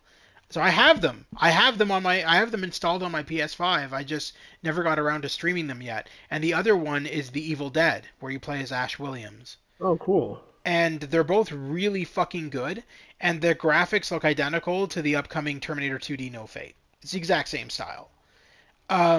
It's So the same it people. yeah, it's made by the same people. Yeah. Hmm. Um, so they released a video like about a day ago that I watched, where you play as the T-1000 and you're entering the Pescadero mental institution from the movie Terminator 2, and you find Sarah Connor and shove a blade through her head, and You she told me. dies, and then it says on the screen timeline changed, and then you continue playing, and I'm like, what just happened? I'm like, that's so fucking cool. That is pretty cool. But I mean, that game's supposed to come out like what, a few weeks? You said? December 12th, unless So it a gets couple delayed weeks. again. Huh? Hopefully it doesn't. December 12th is pretty soon. It is. But it's been delayed like 6 times already, so a lot of people are saying that it's going to get delayed again. Yeah, Like well, that game has been delayed so many times already. It was supposed to come out like last year. So, hopefully it'll come out soon. It'll be pretty cool. well, when it comes out, I'm obviously picking it up because I'm a huge Terminator fan, and I will stream it, obviously. And if you want, I can bring you on for that, and you can provide your color commentary as I stab Sarah Connor in the face with a blade. Sure, sounds good. Yeah. Um, what did you think of Outlaws, by the way, remastered from the other day? Did you like that? I thought it looked cool. I thought the remastering part looked cool. Like I said on the stream, Mm, I the beginning of the game it was like, this looks a little boring because there was just like you were sort of going through like warehouses and killing random people, and I mean, the cutscenes were cool, but like, the actual gameplay looked sort of boring. But then you started getting into different level where there was like, this wind tunnel and the jumping and stuff like that, and it was much more open world. It felt like not really open world, not the right word for it, but it was much more interesting level. yeah. And I was like, oh, this actually looks pretty cool. So that seeing that level made me much more interested in playing the actual game. If that makes Yeah, no, sense. it's very it's not the same shit over and over. That's the one thing I remember from back in the day was that the levels were constantly varied, and so you never knew what was gonna happen next. Like one moment you're like in a small western town shooting at bad guys, and the next you're on a speeding train, then you're on top of But the the train was cool train. too. Yeah, so I mean it's constantly changing. Um, I had to friggin' cringe the other day where I don't and I need to remember what reviewer reviewed the Outlaws game, but whoever it is a terrible journalist and needs to be fired because like their review of Outlaws was nothing short of fucking heresy in my opinion because they were like, well, this game a lot of people don't know about it because it came out in like the 90s, but it was a Rockstar game that came out in the 90s before they even made Red Dead Redemption, and it was like the future of Red Dead Redemption. And I'm like, it, it wasn't made by Rockstar Games, first of all, you idiot. And so, like, I left a comment on his review, and this was like a big name review site for video games. And I left a comment and I said, maybe do some more research before you write your review, because Outlaws was made by LucasArts. It wasn't made by Rockstar Games. And instead of like responding back to me, he deleted my comment and then blocked me so that I couldn't leave more comments on his on the website. I'm like, wow, you're Okay. professional. You're professional. A That's fucking crazy. asshole. And I see that more often nowadays where like these video game journalists are the biggest asshats in the industry. They don't play the games. They don't know anything about the games. They just make up assumptions and stuff like that. And then that's how they do their reviews. And that's the same way how the video game awards work. Because all of the people who are responsible, the jurors, the jury if you will, for the video game awards is fucking like New York Times and shit like that. And I'm like, how many people at the New York Times are sitting there playing fucking video games? I'll tell you how many. None. And they're gonna play like 2 seconds of the game and be like, oh yes, yes, that was fantastic, and then they'll give it like a 10 out of 10 or something. Like it's so stupid. And then you know that they don't play these journalists don't play these games when you like read the reviews and they're like be like what that guy did. And like, oh, this game was made by Rockstar Games back in 1993. I'm like, well, you got the year wrong and you got the fucking developer wrong. Anything else you want to say? Smart pants? Yeah, I don't. A lot of times these articles. I mean, I told you before about the thing in the LucasArts magazine, the Adventurer magazine, where instead of Tim Schafer, they called him Tim Delacruz for the whole freaking article.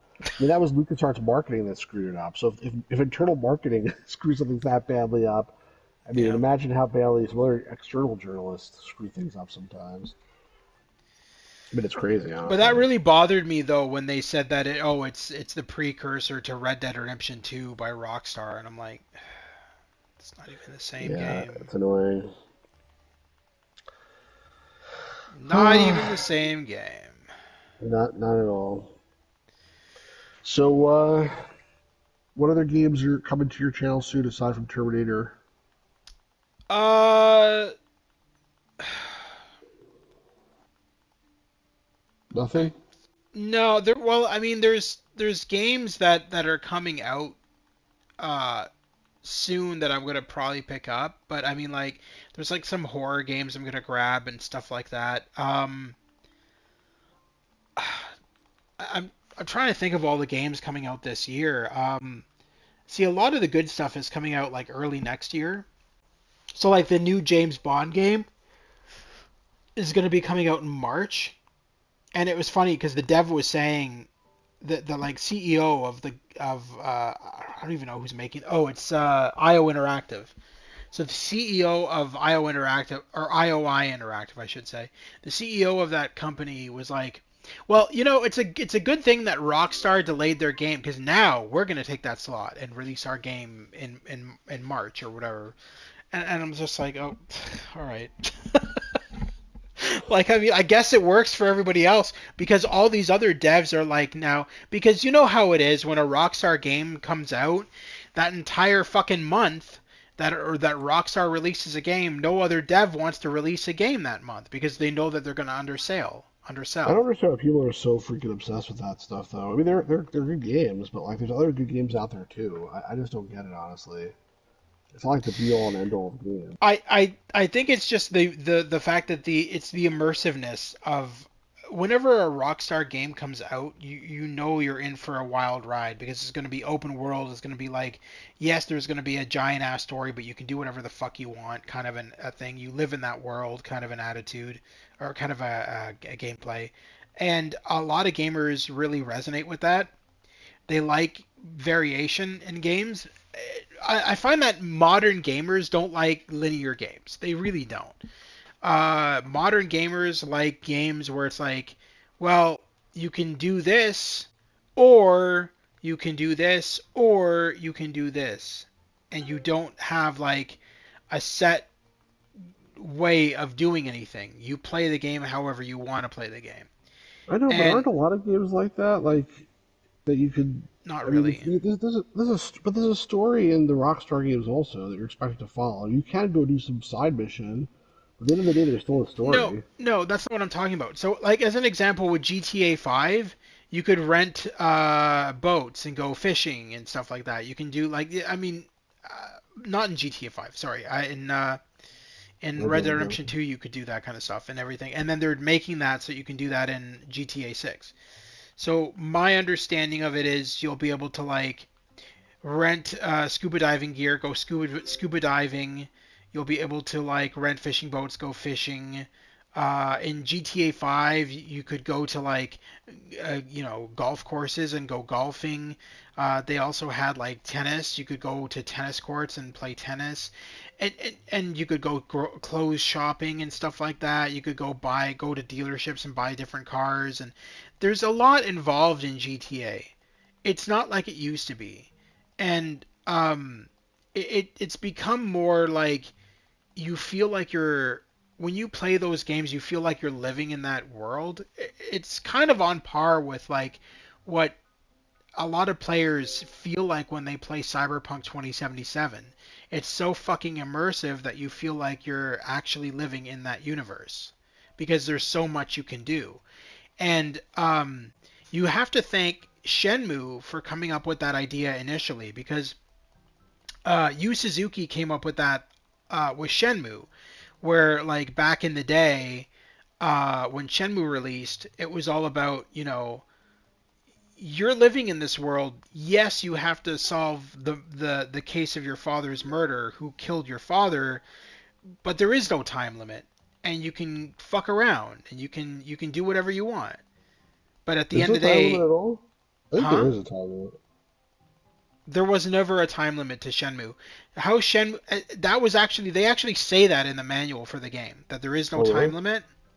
There is no time limit for that game. The whole reason the time and the clock I just exists. searched it up. It says Shenmue has a time limit, but it's not a restrictive one for regular gameplay. You must intentionally waste time to reach the bad ending on April 15th, 1987. I guess I the I IRS probably comes after you. I maybe mean, in I the don't, original game they had that. I know that in yeah. the remasters there was no Oh, really? bad That's ending or possible. anything. No. So with Shenmue, like Yu Suzuki literally had said that you can just fuck around, and that the whole reason the time exists in the game is because businesses work on specific schedules. And so like you'll go to town and it'll say on the sign, sorry, we're closed, we open at 9. And so like you have to wait until the clock goes to 9, and then the door will open. Stuff like that. Mm, interesting. Um, the thing I loved the most about Shenmue was like you would like you would want to go into a specific store to continue your quest or something, and then the store would be closed, and then you'd wait in front of the store, and within 10 minutes before the store opens, you'd literally watch the owner of the store walk into the store Right. and close the door and then flip the sign to open, and then you would be able to go in. And it's like it was just so immersive for what it Yeah, was I back agree. then. That was a cool game. It really is. I always made fun of the fact that the other guy in the dojo, his name was Fukusan. I always thought that was pretty funny. Oh, he was really annoying too. Fukusan! Fukusan! Rio.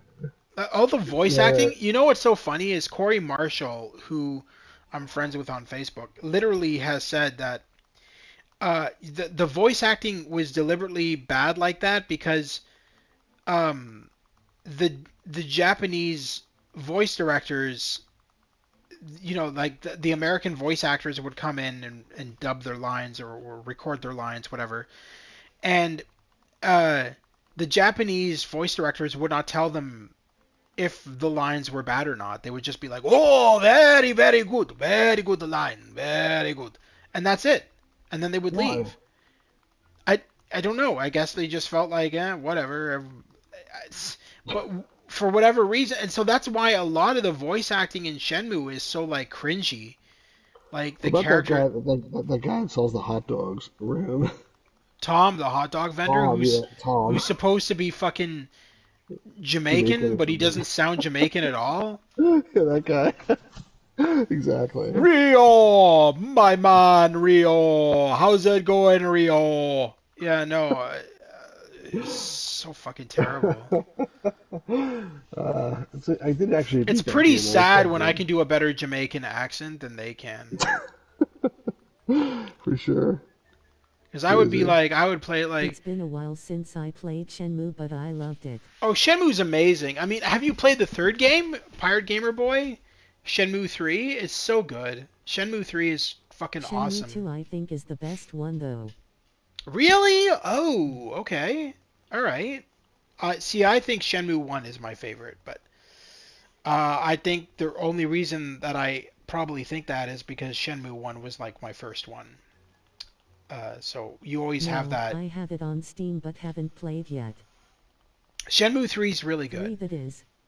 So I would wait on it because they're doing a remaster of Shenmue 3 that's supposed to be coming out by the end of the year, and they're redoing the game's visuals in like I guess Unreal Engine or something, and it's going to be a free update for the game. So I would say wait on Really? playing. Yeah, I would say wait on playing it because Oh they're boy. they're doing a lot of work to it. I'm surprised they have any money to do that. Excuse me. I'm surprised they have any money to do that. They made What are you talking about? Do you not know how much money they made off of the Shenmue 3 Kickstarter? No.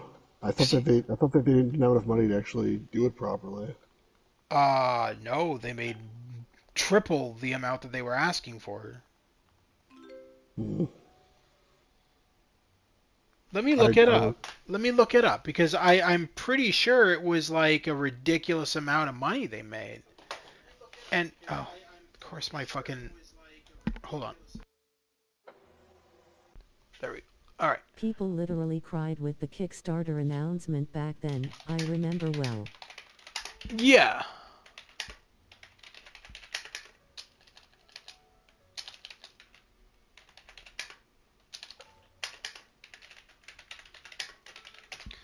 How much money did the Shenmue 3 Kickstarter make? The Shenmue 3 Kickstarter campaign raised over $6.3 million. making it the most funded video game Kickstarter project ever. So I don't know where you got your Wow. information from. The campaign Okay. attracted 69,320 backers and surpassed its initial goal of $2 million. How much of the budget was the game, though? I wonder. I don't know, but from my understanding, It says the budget was um, 20 million. from my under, So, from my understand, that doesn't make that's bullshit. But the I don't know where budget you're was reading 20 that. million. uh, The budget okay. for Shenmue 3 was 20 million. That makes zero sense considering it was a game that was made in Unity and it looked like ass. Um, let's see. Someone says that Yu Suzuki said that, but I don't know if that's true or not. No, my understanding of it was that the money that they made for Shenmue 3, they had left over, and so they put the rest of it into the anime and into the upcoming Shenmue 4. That's my understanding. Is that they're like using that money that they made on the Shenmue 3 Kickstarter to do the anime that they worked on they used it to fund the anime as well as the So upcoming Shenmue 4. Yu Suzuki did an interview with IGN. Yeah, Always Asleep just said that also. Yu Suzuki did an interview with IGN back in I don't know when, Oh, he's asleep. 2020. Yeah, he's on the chat now, and he said that the budget was around 20 million. So he could be lying, but that's what he said to IGN. No, I don't think he's lying. I think that the internet is not getting their facts straight because I don't think that there is no way that Shenmue 3's budget was 20 No, but million dollars. I'm looking on the IGN website, and there's an interview with Yu It's Suzuki. IGN. Well, that could be true, but it says here if we didn't Suzuki, this is a translation from Japanese. If we didn't raise $2 million, the project wouldn't start. But if we went over that, we have a responsibility we I have to think make. it was an Our initial expensive game promise to for our many backers that reasons. Shenmue would cost Doesn't $2 mean million, it was all but at the end used we had a well. variety of partners, changed the plan many times, and continued making it, hoping to make something just a little better. In the end, it probably ended up being around $20 million. So that's one more zero. Laughs. Well, So I then don't they don't know. know how to balance their money, is what I'm getting at. Then, if that's the case, there is no way in how that game doesn't even look like a $20 million game. I'm sorry, that's Always Asleep insane. says, I think it was an expensive game for many reasons. Doesn't I mean it saw was that. all used well. Okay, Yeah, well, you saw it. yeah. I You're all for it, don't you? I that's crazy to me. I mean, like, I'm not so okay. So the game's really good, Shenmue 3. Is it $20 million good? No, absolutely not. Not even close. But I mean, like, what? That's crazy to me that the budget for the game was that high and it. Okay. I don't know what that money went towards. Yeah, I don't know either. Maybe Yu Suzuki's just saying that. He's like, ah, $20 million went towards this game, not my solid gold slippers. I don't know. Most games have super bloated Most dev games are super costs these bloated dev days. costs these days. I don't I know. dunno. Well, I mean, yeah, like Rockstar's fucking GTA 6. What are they at? Like ten billion dollars now for the cost of that game? Probably The something like budget? that. It's something stupid like that, yeah. And I almost feel like they're doing it deliberately. Any AAA game I mean. My favorite is the Call of Duty games, if any of you guys play them. Um, they openly admitted that the reason they their install size is so huge for a lot of their games is because they just want to try and get to the world record for being the largest install size for a game. Like, so there's no real reason why your installs are like 200 plus gigs. Yeah, this is. I don't know. It's everything is like really bloated these days. But again, that's what I'm saying. I don't understand how they're able to spend like why people care so much about the Rockstar games is really what I'm saying. They're fine. They're good. They're good games. They're good. But there's not like so much better than any other game out there that anybody should be waiting for like GTA 6. Like if GTA 6 comes out, let it come out. If it doesn't come out, let it not come out. Like there's other games out there. This is what I don't understand. That's my mindset too. Is like I'm excited Everyone for it. knows the bigger the size, the better the game. The bigger the size, the better the game. Sorry, I don't hear your bot like talking to my voice anymore. Like you must still hear it, but I don't hear it. I don't Hear know why what? that is. Oh, I know, like, True. I'm on the thing, the share play. That's probably where it's coming from. I don't know. Didn't I gave you SharePlay, did I not? I don't know. I never went back in. I restarted it for you. Do you want me to I send never it I never again? noticed it, so I didn't enjoy it. I got it. I'm here. I'm joining now. All right. I've just been watching it on the YouTube because like the Oh, the lag. bot. Yeah, no, don't watch it on the YouTube because the bot is delayed. Well, yeah, I don't hear the bot at all through. I'm listening to you through PlayStation, obviously. I don't have the sound on YouTube, but like I can see that you only like the lag doesn't make a difference for a painting thing. You know what I mean? I don't need to No, see it so well. that's true. That is true. Yes. Um, but yeah. So for me, Rockstar, like I'm excited for GTA 6. Don't get me wrong, but I've gone on like these Facebook groups for like GTA 6 and everything, and a lot of the people are insane. They're like, if this game gets canceled again, I'm not gonna give Rockstar any money ever again. I'm gonna find out where the owners of the game live, and I'm gonna shoot them. And it's like, okay, calm down there, fucking Charles Manson. Like what? Like Yeah, it's insane. Like and I mean like that's been the general consensus with modern day gamers anyway nowadays. I mean look at that was the thing back when um I feel The like Last it of Us. probably won't live up to the hype and all the delays, etc. personally. Oh no, are you kidding me? Of course it will live up to the hype. I mean it's Rockstar. They're perfectionists with their games. I just think that like I don't know. I just don't think it's going to release. I got to be honest, with all the bullshit going on in that company right now, I don't think it's going to release until like late 2027, early 2028. That's my belief. Is that it's going to be delayed again, closer to November of next year. yeah. Because the I shit I that's mean, going on with that company right now about how they're firing half of their staff and how they want to fire the rest of their Rockstar can staff suck and it, union busting dolts. I I I I'm not saying it's not going to be good. I'm sure it'll be good, but like again, good compared to what? Like, listen, if this was like if I'll tell you something.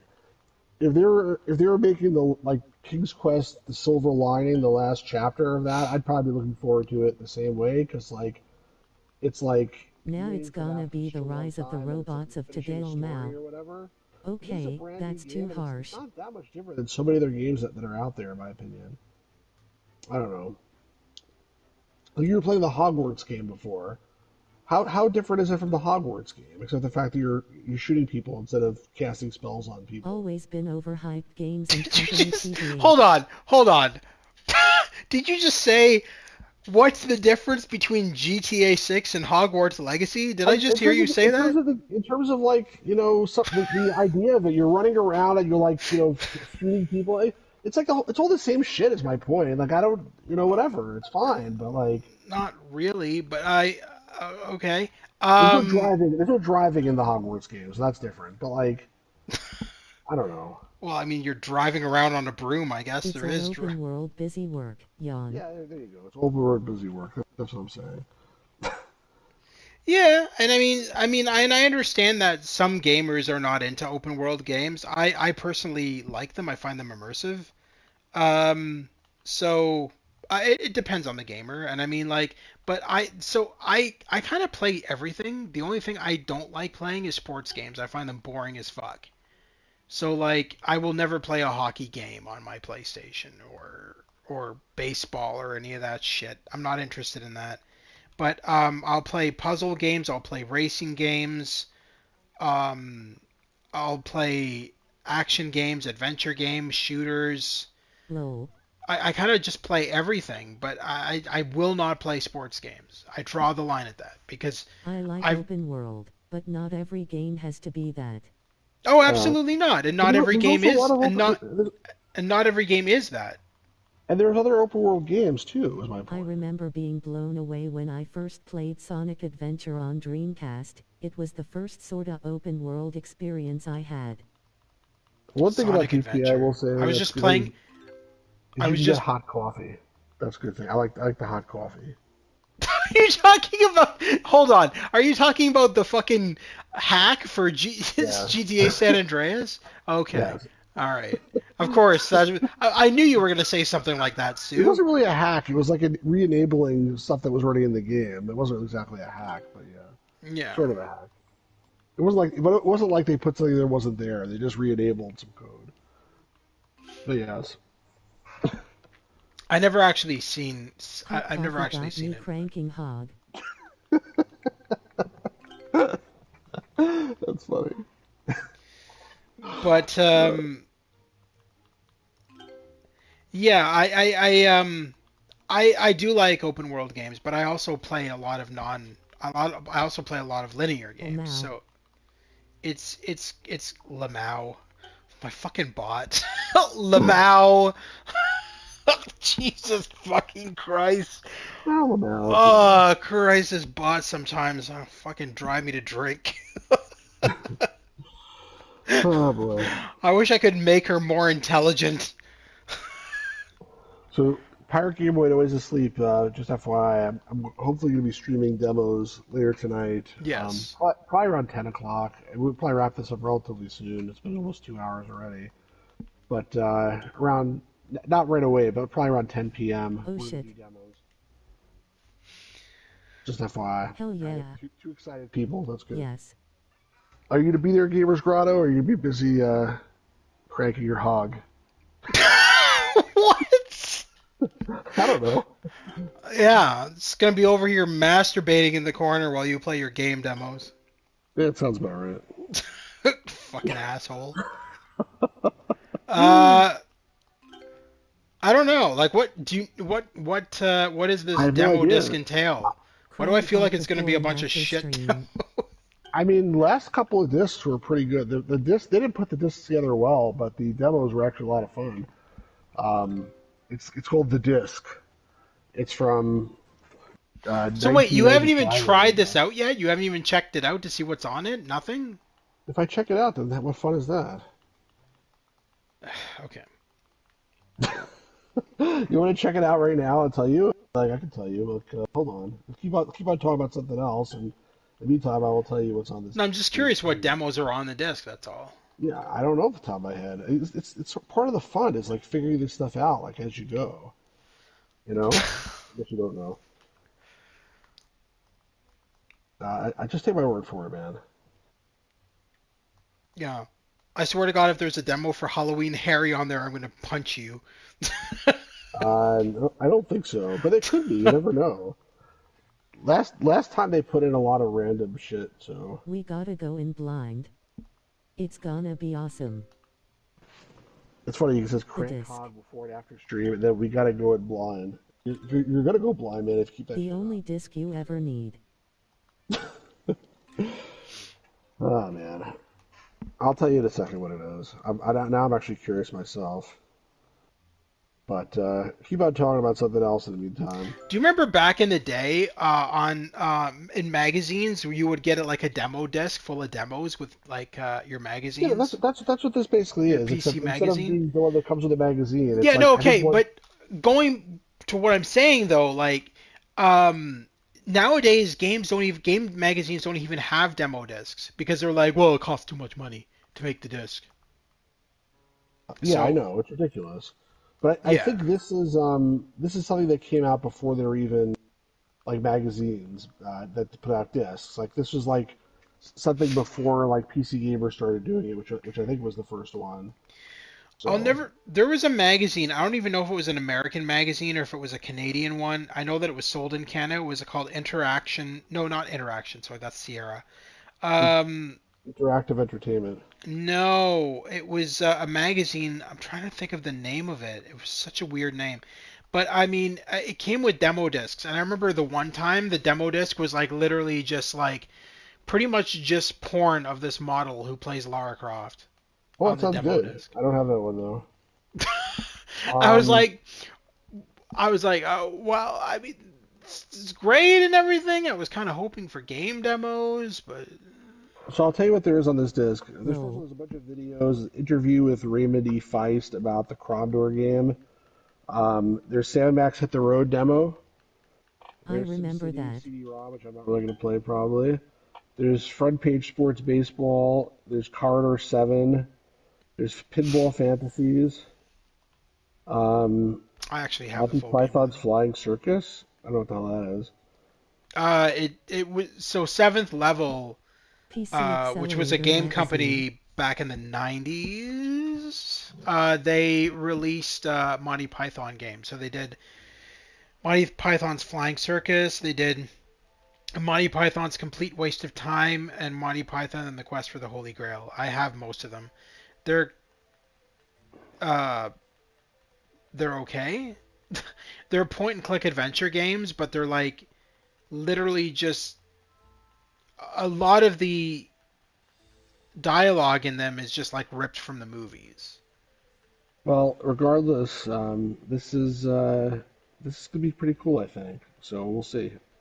It looks like some good games, especially we know Sam and Max is a good game. So at least, I mean, I'll tell you, most people like Sam and Max more than I do. I thought it was okay. I thought it was a pretty good game. I think some people like think it's like one of their favorite The games of the all thing time. with Sam and Max is it's better as the graphic novel, which is what it originally was. When it Wasn't became it originally cartoons and like No, one-off cartoons? absolutely not. It was originally a Oh, graphic novel, then it was the first Sam and Max game, and then it was the cartoon. So the cartoon cashed in on the cartoon was made by a company out of Canada called Nelvana, no, no, no. and I didn't mean that cartoon. I mean like the little comic strips that Steve Purcell used to make for like It was originally a cave drawing. for the a LucasArts cave magazine. drawing. That's funny. Um, let's look it up. Sam and Max. Let's see. So does it say here? It debuted in the 1987 comic book series. You're correct. Sam and Yeah. Max Freelance Police. Yes. And then I Which guess you they had some uh, small little comic strips here and there, and then eventually and some other comics, and then eventually they made a game. So I need to find a way to give you guys an the MP3 of this. But when I want to say, God, what year was this? 20. I think it was around 2011. Yeah. So around 2011, uh, my parents signed me up for a voice acting school in Toronto called VoiceWorks, and I had two teachers. I had John Stalker and Ellen DeGeneres was my second teacher.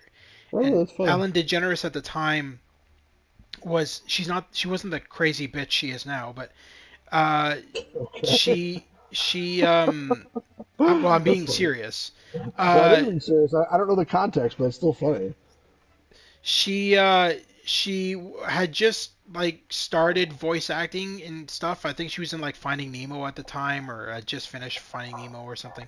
So they would always this voice acting school would always get like the latest Hollywood voice actor to be like in an animated movie or whatever to like teach at their school.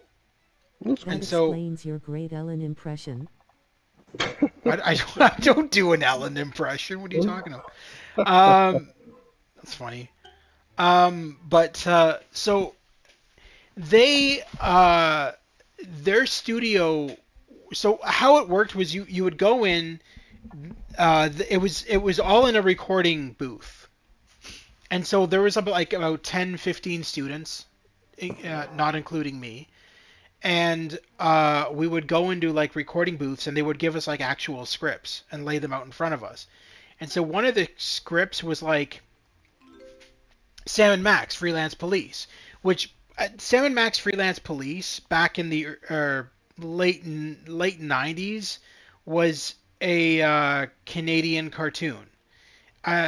Yes, it was made by Steve Purcell, who was American, but it was all done in Canada, and so a lot of the voice acting for it was recorded in Canada as well. And so they still had the shooting scripts in this studio for Sam and Max. And so ironically, I was a big fan of Sam and Max then. I still am now. And And a lot of the students, when they were like given like this, the teacher's like, well, here's the shooting script we're going to use. It's for some show called Sam and Max. And I'm like, the fuck? And all of this other students were like, what the hell is What is that? that? And so I had to explain to them because they didn't know, because the script never told you any context besides of the character you're playing. And so it That's was up to fine. me to then tell the students, well, Max is like this psychotic rabbit, and like, Sam is more level-headed, and so I was like explaining all this so that they could understand the character. They gave me the role of Max because I'm like, well, I know the character enough that I can Because you're wing like a it. hyperkinetic-y, rabbity thing. That's why. Yes, and so like the lines are like over the top crazy and everything like that. I mean that was always the case with Sam and Max. It was like just like the game back then. It was like over the top crazy. Like you remember the scene in like the first game, the like hit the Sam and Max hit the road, where like that scientist has the girl tied up at the intro. You've played it Yes. before, I'm assuming. And his head and comes and off or his head whatever. comes off and it's a bomb, Yeah. and then Max is like, "Oh, Sam, I want to keep the head. I want to keep the head, Sam." And it's like like Doesn't sound like Woody Allen. That sounds like more like Woody Allen than Max at this point I of it. wasn't trying right now, dude. I'm concentrating on painting, buddy. Anyway, go ahead. I'm sorry. But no, it's like You're saying it was crazy, basically. yeah, it's like over the top. Uh but yeah, no, so they had these shooting scripts, and so we went into a recording studio and we recorded our dialogue and everything, and it was actually recorded, and then it was given to us on CD at the ending of the course. And so we had like this CD of all of this voice work that we did for all different stuff, right? Not just Sam and Max, so like all the stuff we did for the entire course. And we got it on a disc as a demo disc of all of our work. And I still have that. And what I did was I when I went home with that demo disc, I converted it to MP3, and so I still have all those files on my computer. I should send them to you guys at some point. But it's really it was really fun, and yeah, no, it was just really cool. It was a really cool experience. Yeah, no, Um, it does sound pretty cool. yeah, no, it was. And John Stalker, who it was also the other teacher that taught us. He was the voice of Toad in the Super Mario Brothers Super Show and Oh, really? That's who that all is? that Oh, that's stuff. so cool. Yeah, so he's actually always been Toronto based. He's a Toronto voice actor, and he's never left Toronto. I mean, he records out of. He was telling us that he records out of Toronto. He refuses to fly anywhere else. Like, you know what I mean? He's just kind of like he's Toronto based. Did he stalk And you after that show? After that class, I it's mean? not it's not his name's not Stocker, Oh, sorry, I misunderstood. not Stalker. By the way, the Maniac Mansion TV show, wasn't that also like made in Canada? I don't know. I heard that show was terrible. I've never actually seen it. I heard it's bad too, but I think I saw like one episode of it. Joe Flaherty, I think, plays the Well, main character. what I understood of it was that it wasn't even based off of the game. It was they just did their own thing. Yeah, Best but I show think he ever. played. I think it's the same.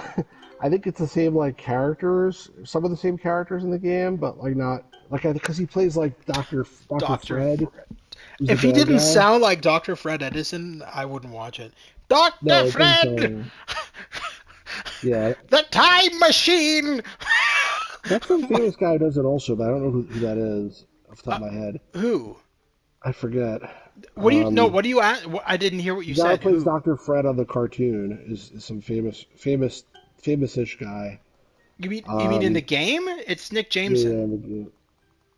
it's who? It's Nick Jameson who plays him in Who's that? the. He was a regular. So here's the thing.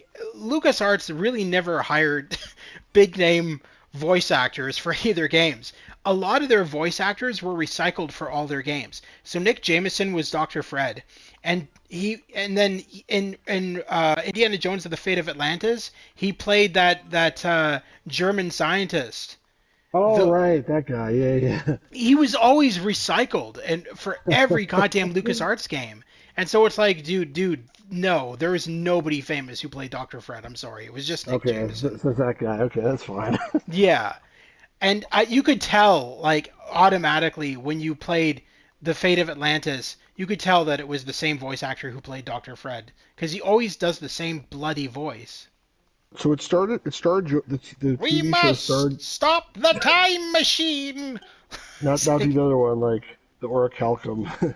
um, yeah, no, so it says yeah. that so Joe Flaherty played Dr. Fred, and it says a lot of the writers are from SCTV, but I don't know. It was created by Eugene Levy, apparently, Oh, good God. I've but already I don't. lost interest now. But I don't know, like, if it was actually made. It didn't say it was actually made in Canada, but I'm pretty sure it Oh, was. I mean, because probably. that was the Probably. If Eugene Levy was involved, probably. yeah, I mean, exactly. his new show, Schitt's Creek, or well, not new. I mean, it's over Yeah, I now. never But see that, but I know what you're talking about. yeah, my parents were big fans of it, and they have. I ended up buying my mom for Christmas one year the entire series on Blu-ray, and I also bought separately this massive hardcover book on the making of Schitt's Creek, and so she got both for Christmas.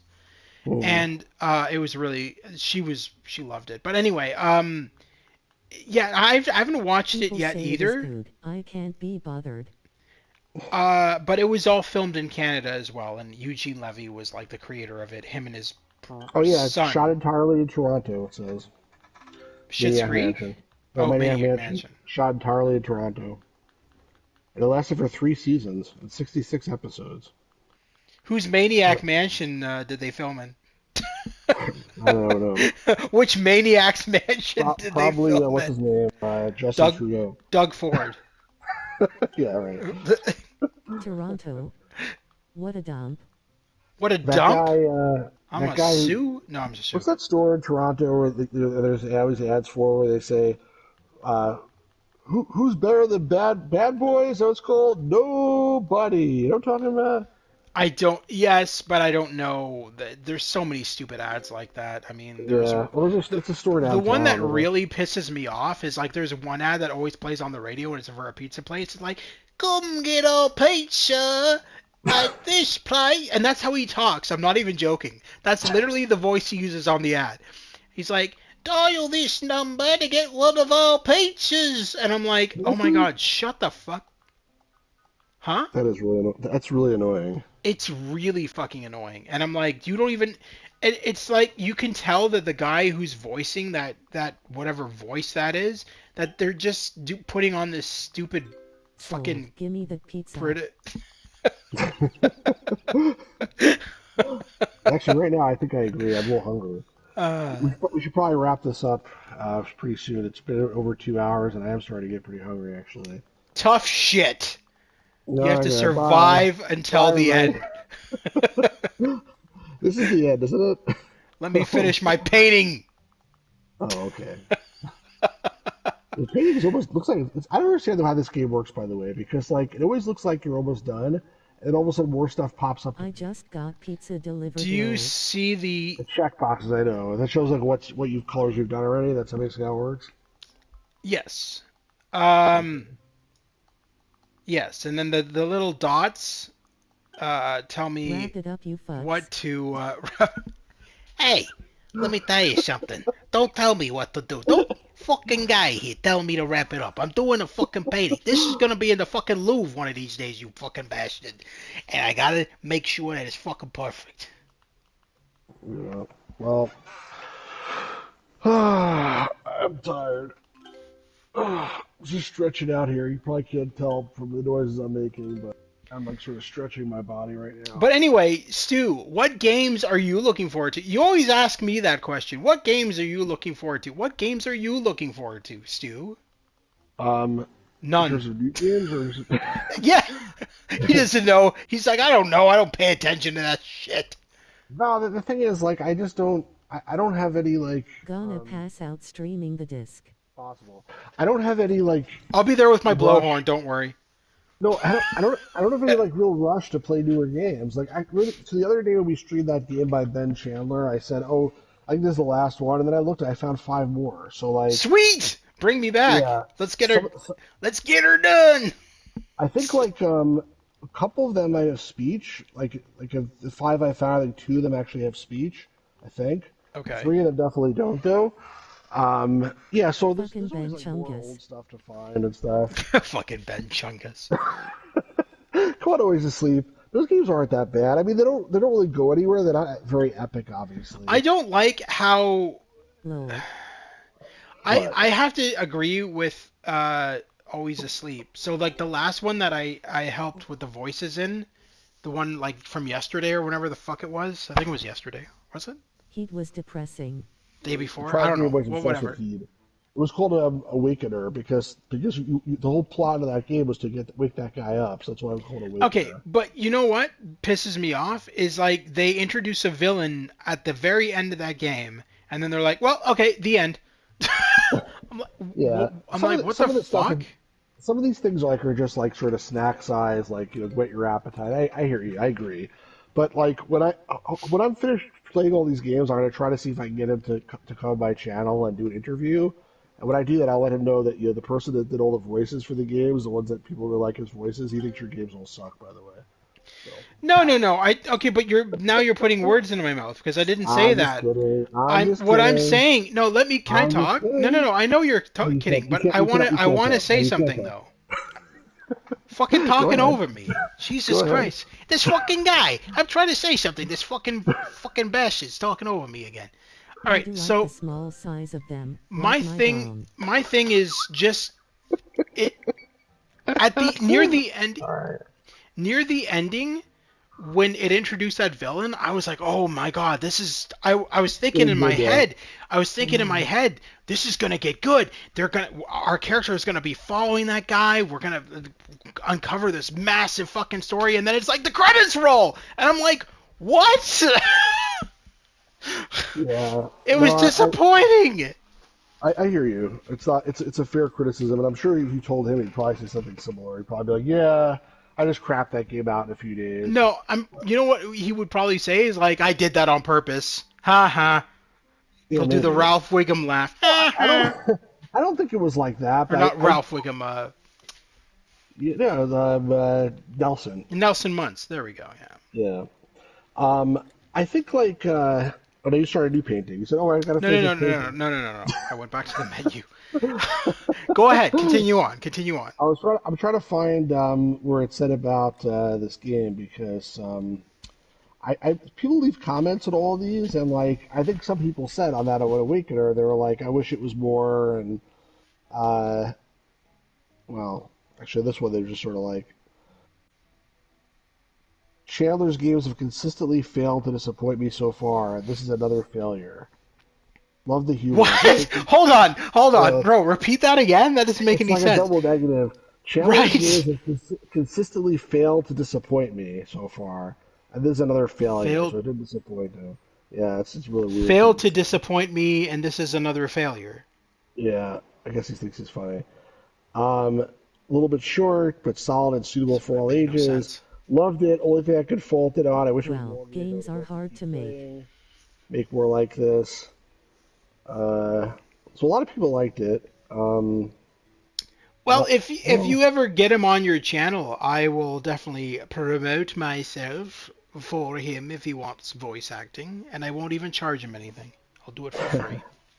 the I'll do it for the free. um the so all these games on Adventure Game Studio, they have a player rating and a panel rating, just like sort of um, just like Metacritic or just like Rotten Tomatoes.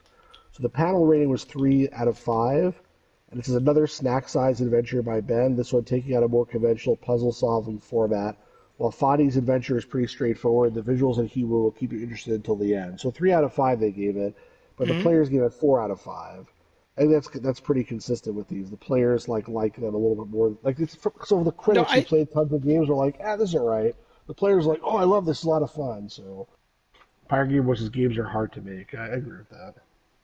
Oh yeah, well, I mean, But, it depends on multiple factors.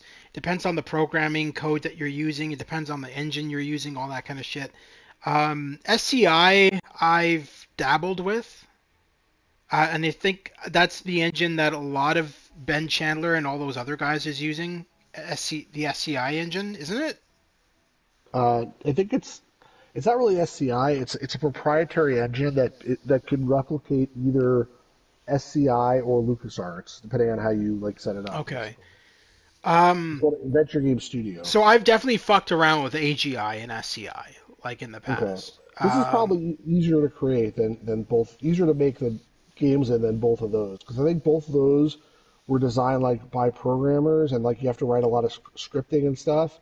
This I think is more point and click, is my understanding. I've never actually really done anything in it, but it's called Adventure Game Studio if you ever want to check it out. Open You're source talking about the engine, Windows website, based. right? You're talking about the website? Well, it's the website, but there's the Yeah, no, first like I already, tab yeah. says create, and you can download like the tool set to actually build games in it theoretically. Yeah, no, I know the website. I used to not buy, fuck. I used to download games like, fan-made games from that site Yeah, all the time. which is What what this what was stuff the is. one? There was a one. Now maybe you'll remember this. Oh, quite a while back, there was a site, and I don't even know if it Someone made the exists King's anymore. Quest 1 VGA remake in the engine too. There was a site called, I think it was called Yeah, like The Raven's Nest or something like that, and it was like all fan-made games with SCI and all that kind of shit.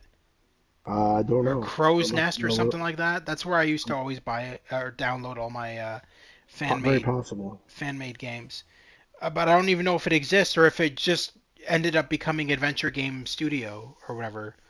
Well, at one point this was called Big Blue Cup. I don't know why, but then they changed that. So that, I think Yeah, some dividend squad something like that. Big Blue Cup was oh fuck, it was in reference to the creator of that site. His coffee cup was always a Big Blue Cup. It Is that was what it something was? stupid like that. Yeah. I actually have, and I have this point and click adventure game, Star Wars point and click adventure game that, They did just the beginning of that. They never actually like finished it, right? It was just like a little like teaser with like your Luke Skywalker at the beginning. yeah, and you can't even get that demo anymore. It's not Oh, online. really? So I have it on, I have the install files and everything for it. I might still Um, have it too. Whenever there's something like that that's copyright infringement, I always download it really fast because I figure it might not stay there y- for long. yeah, And I try to hold on to it. Like the Indiana Jones, Right, and the Fate of Atlantis, right. remaster demo that doesn't And they made a exist anymore. Garfield point and click adventure game a long while back, and I remember downloading. I never played it, so anyway. Yeah. Um, but anyway, yeah, no, another thing I want you to stream at some point on your channel is you can grab it on Steam for free. Um, and so I don't know if you've ever watched The Orville. Yes, great show. I watched all of it. Okay. So Messy Desk Interactive, the guys who made Stage 9, You told me this. They may made like an Orville may walkthrough made an thing. Orville game, but the Orville one is completed and fully fleshed out, and there's actual story and everything. And Oh, oh. it has a multiplayer. You can do death matches with other players on it on the Orville. There's literally a scene in the game where you have to fight the Kalon ships uh, as the Orville and stuff like that. You can go into the Hollow Suite and play bowling in the Hollow Suite bowling alley. There's so much. The amount of content that they added into this, and it's not even finished yet. They're still working on it. But what ended up happening with the Orville one, so Star Trek, the whole reason Stage 9 got canceled and got removed off of the internet was because they didn't ask for permission. When they made that, they said, "Well, it's fan made. We're not selling it, so they obviously they won't mind." And obviously, they did mind. CBS are tyrants. They go Yeah. after they. I mean, it's common knowledge. They go after people who write Star Trek fucking fan fiction, for Christ's sakes. So obviously, they're gonna go after these guys who made a fan-made Star Trek game that looks better than 99.9% of the games that AAA companies release based on Star Trek. So that got shut down. But then Seth MacFarlane, when they started working on the Orville thing, Seth MacFarlane actually contacted them and said, "Oh God, I know you guys. You guys did the Stage 9, right?" And they're like, "Yeah." He's like, "Tell you what, I'm gonna give you all the blueprints of the Orville ship, including rooms that were not seen on the show, and you can have access to all of this. I'm That's going to super give you cool. all the set pieces, all the photos of the set pieces. I'm going to give you all this, and you just make magic." That's awesome. Yeah, and so the Orville game is literally stunning, and I have streamed it on my channel. I will link my video in the Discord so that any of you who want to check that out, but I have streamed it in the past. If anyone of you want to check it out, you can do so, and I'll send a link for that. But I could also send a link for Stage 9 as well for you, James, because I know that you like Star Trek a lot. Uh, I I don't didn't know even. why your Stage 9 though had the Christmas hats on everything. I never understood that because the version I have is the same one that I gave you, and there's no Christmas hats on any of the I have no characters. idea, but I had a real hard time getting that to run. I remember on my old laptop. This one probably will work a lot better, so I should try that again too. Oh, dude, But if you stream that again, I will definitely come on and I'll all right, help you with cool. it. But I think for now though, I have to wrap this up because my wife just called me asking me where I was, all so I right, need man. to Yeah, no, that's listen now. fine. Thank you very much to Always Asleep for tuning in tonight, to Pirate Gamer Boy 12 who finally decided to join me on my channel, and James as well. Great to have all of you here. So once again, this is episode 6 of the Paintcast. We have 5 more episodes. You can check them out in the playlist section if you missed any of them. We'll be back at a future date with another episode of the Paintcast, and we definitely urge those of you who tune in to bring up topics for us to talk about. This is not all about us. So if you guys have anything you want to discuss, the Paintcast is the place to do it. Anyway, that's going to do it for tonight, guys. Have a fantastic night. Tune in to Stu's Game Reviews later on tonight. We're going to be checking out a whole bunch of demo discs, so we're going to be doing that on his channel. And until then, guys, have a fantastic night. We'll see you soon at the Paintcast and at the Gamer's Grotto. Take care, have a fantastic night, and we'll see you later tonight on Stu's Game Reviews. Have a great evening, everybody. Bye bye. Take care, guys. Have a good one.